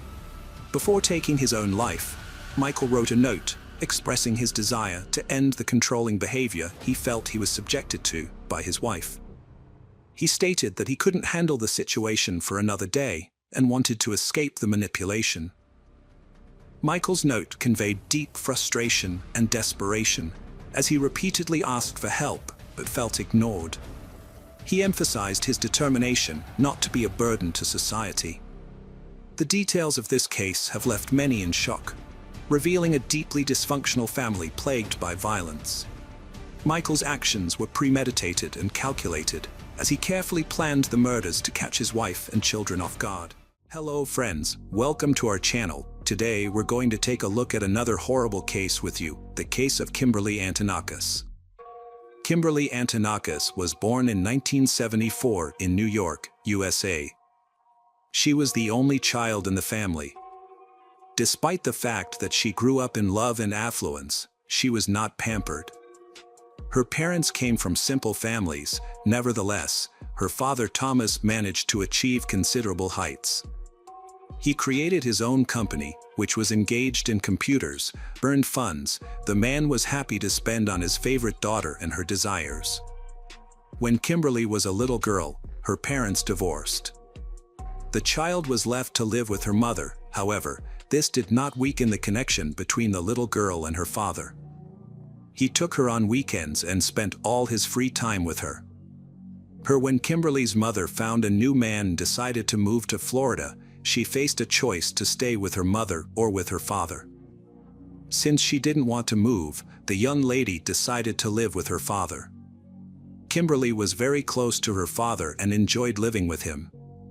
As she grew up, she became a well-behaved, sociable child and eventually a stunning young woman with a radiant smile that always lifted her spirits. She had a great sense of humor and a positive attitude. Kimberly was raised in a sheltered environment, surrounded by love and care, which protected her from the harsh realities of life. As a result, she only saw the good in people and was largely unaware of the darker aspects of life. Unfortunately, her open and kind nature would eventually lead to many sorrows. In 1994, Kimberly enrolled at the College of Staten Island.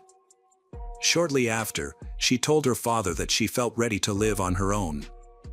Although Mr. Kimberly was worried about her decision, he respected her independence and decided not to oppose it. He promised himself that he would do his best to ensure her safety and well-being in her new living arrangements. Kimberly bought a nice apartment for his daughter, located in a wealthy area of the city, and installed an alarm system to ensure her safety. He also purchased a parking space in the garage across the street so she wouldn't have to park far away. To stay in touch, he provided her with a cell phone and a pager. Kimberly did everything in his power to ensure his daughter's well-being. His concerns for her safety were well-founded, given his wealth and her limited life experience. Kimberly was a diligent student who also worked part-time as an accountant at a reputable firm. She had declined her father's offer to join the family business, opting instead to forge her own path. Kimberly led a typical student life, attending parties and socializing with friends. She declined her father's offers to return home, wanting to maintain independence.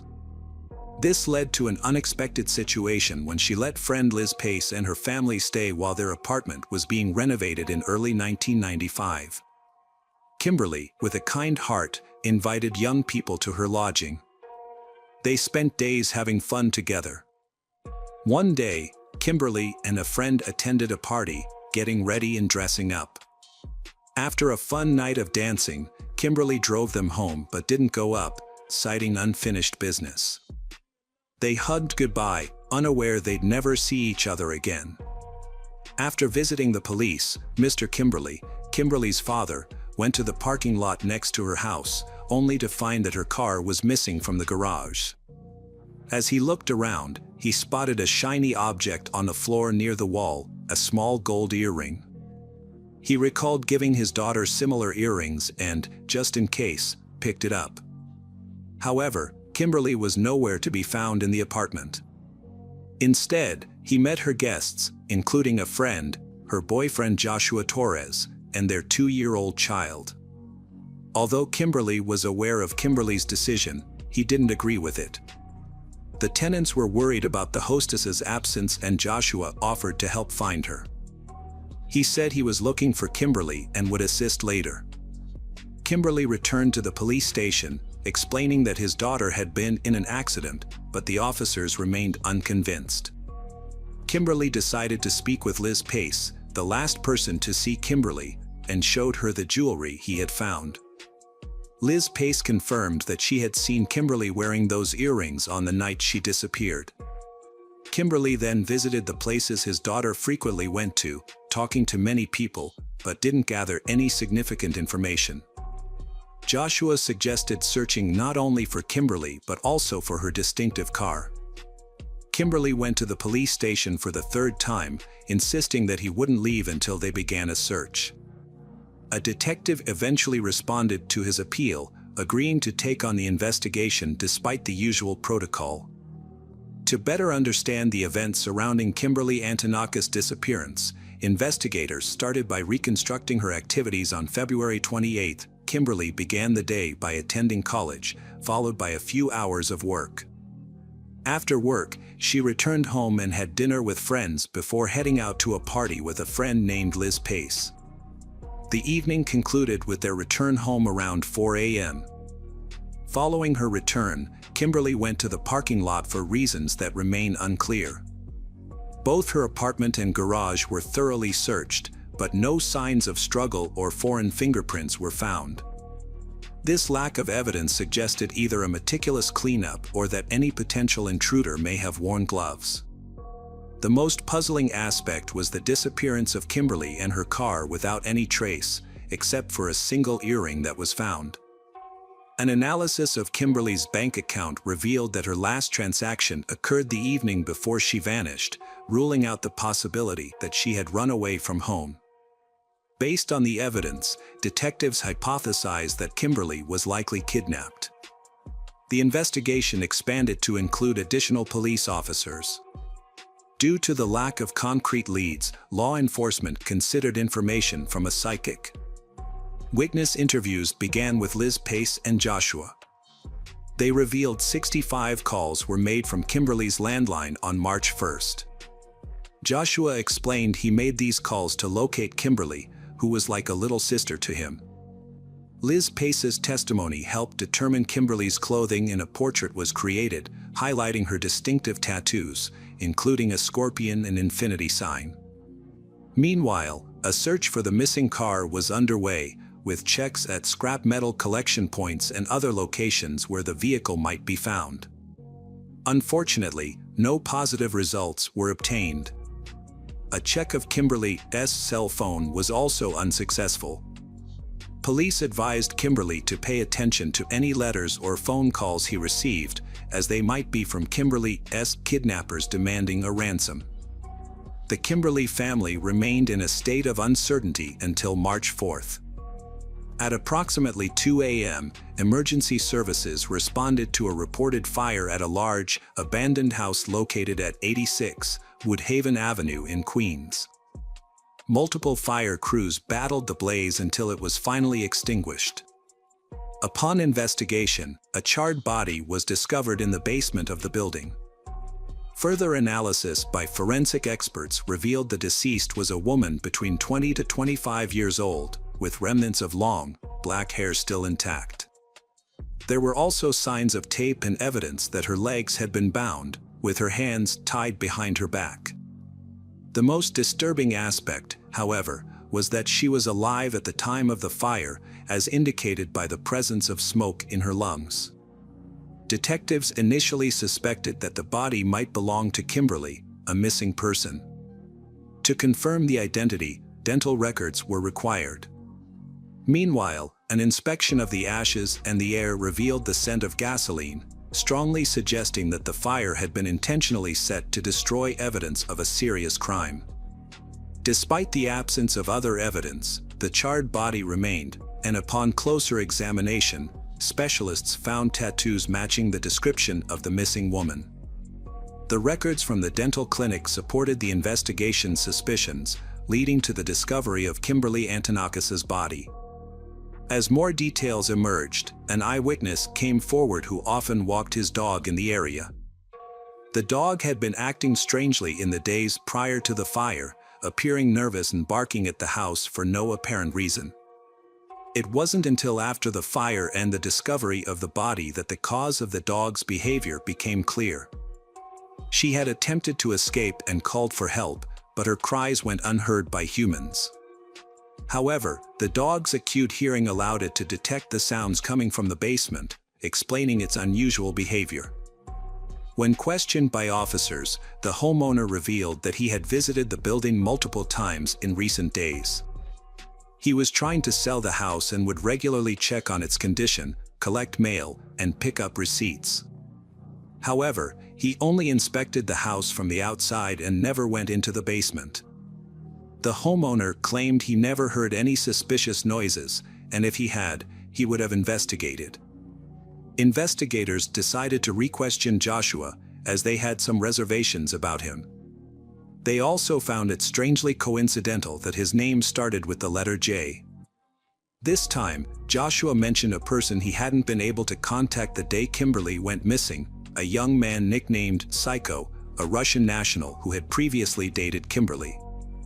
The detectives looked into this new information and discovered that the Russian had moved to the US with his parents at a young age. As he grew older, he became involved with a gang and had a history of breaking the law. This led to the identification of the first suspect, who was soon taken into custody. During interrogation, Psycho was informed of his former lover's death, but his reaction shocked the detectives. The young man not only denied involvement in the crime, but he also showed genuine emotional distress. Investigators took him to the crime scene to observe his behavior, and it became clear to everyone that they had the wrong person in custody. Later, his alibi was confirmed, leaving the investigation at a standstill once again. The victim's family sought the psychic's help again. This time, she claimed to have seen 4 people involved in the crime. According to her, the kidnappers had initially intended to establish communication but failed. The kidnapping didn't seem to have been planned with a tragic outcome. The psychic concluded that new information would emerge soon. A couple of days later, Mr. Kimberly, hoping to gather some leads, announced a $10,000 reward for information that could help catch the perpetrator. Mr. Kimberly couldn't shake off the psychic's words.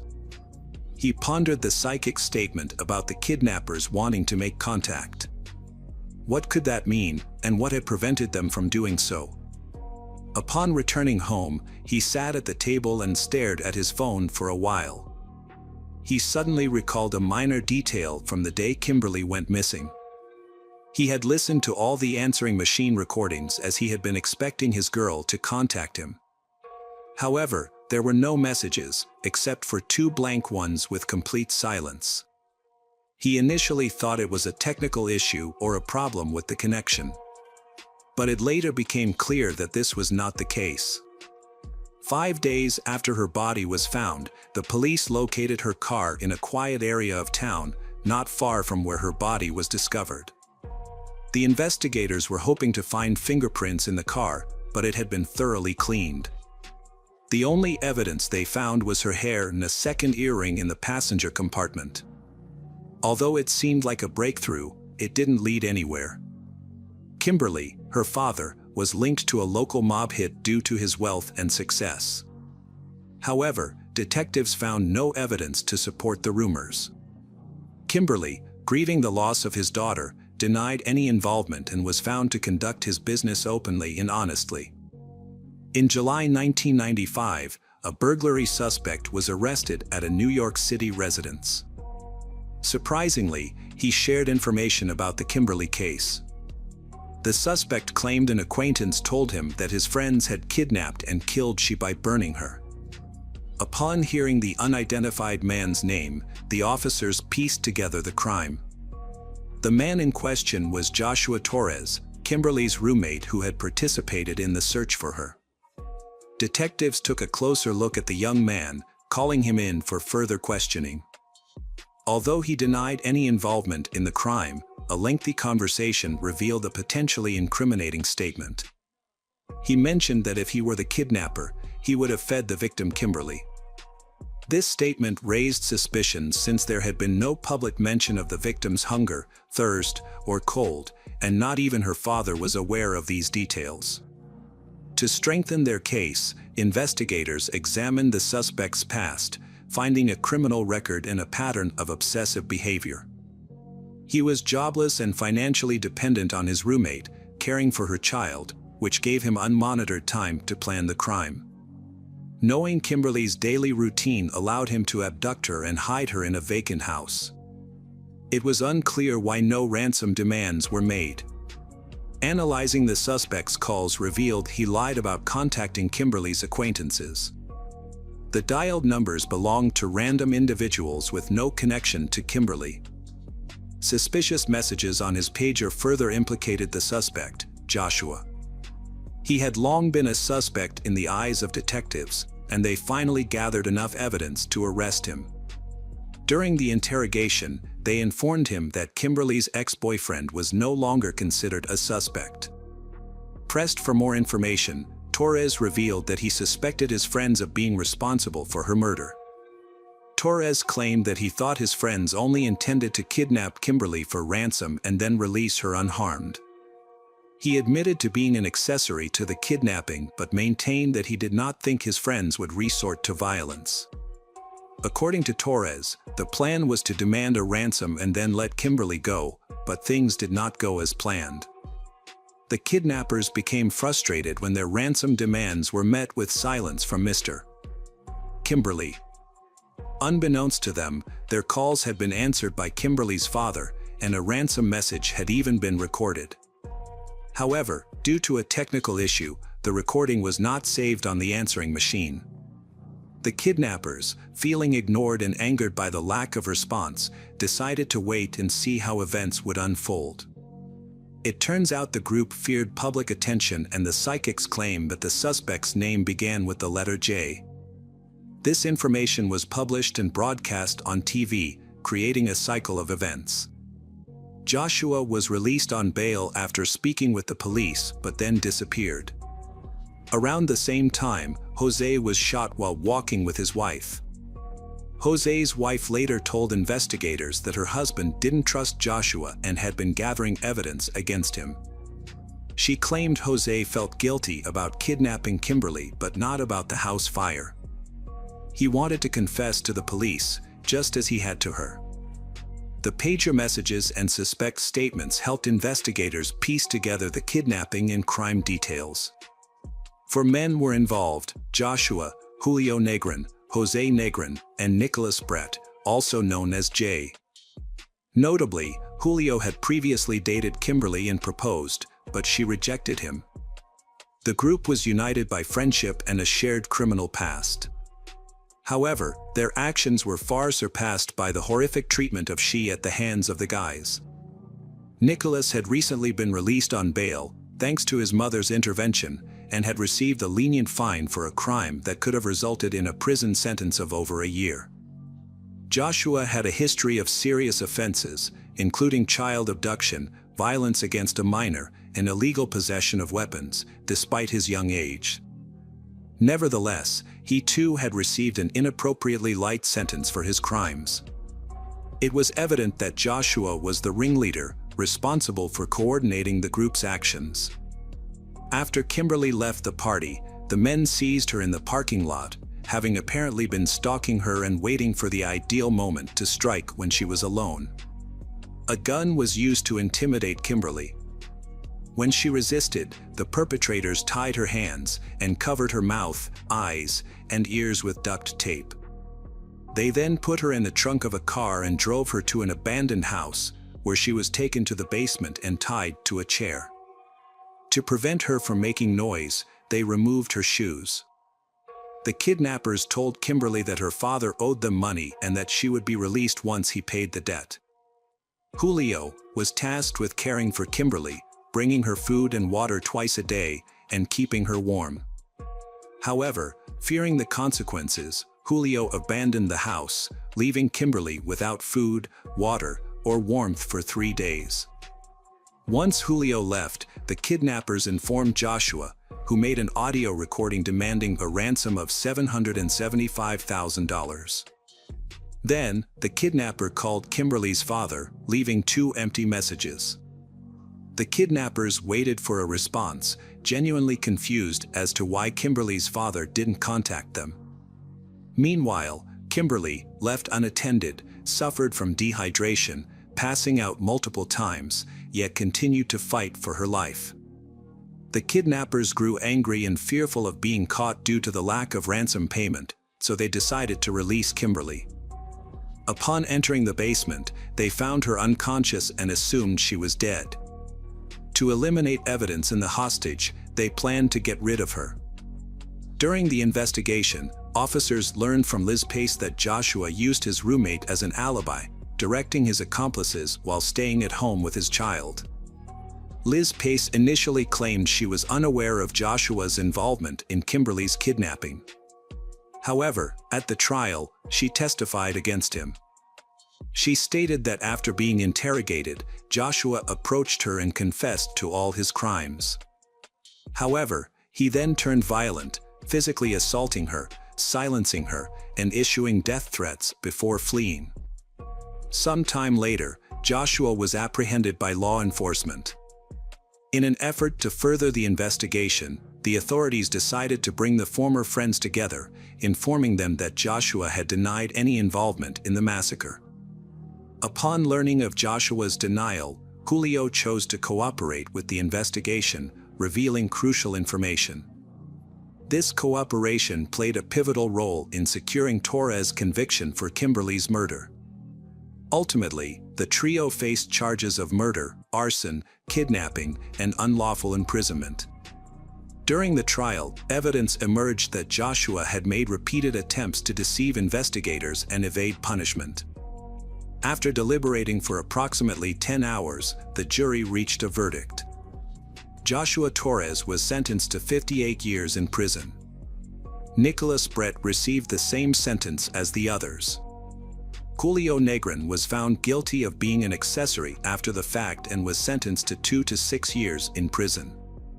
Tomas Kimberly, the victim's family member, was satisfied with the court's verdict and did not want the perpetrators to receive the death penalty. In his opinion, the death penalty would have been too lenient a punishment. Nicholas Brett was repeatedly abused and assaulted in prison and died of AIDS after serving 2 years. Julio Negrin was released after serving his 2-year sentence. Joshua will not be eligible for release until 2053 at the earliest. Tragically, sadly, Kimberly's father, Kimberly, passed away from cancer in 2005.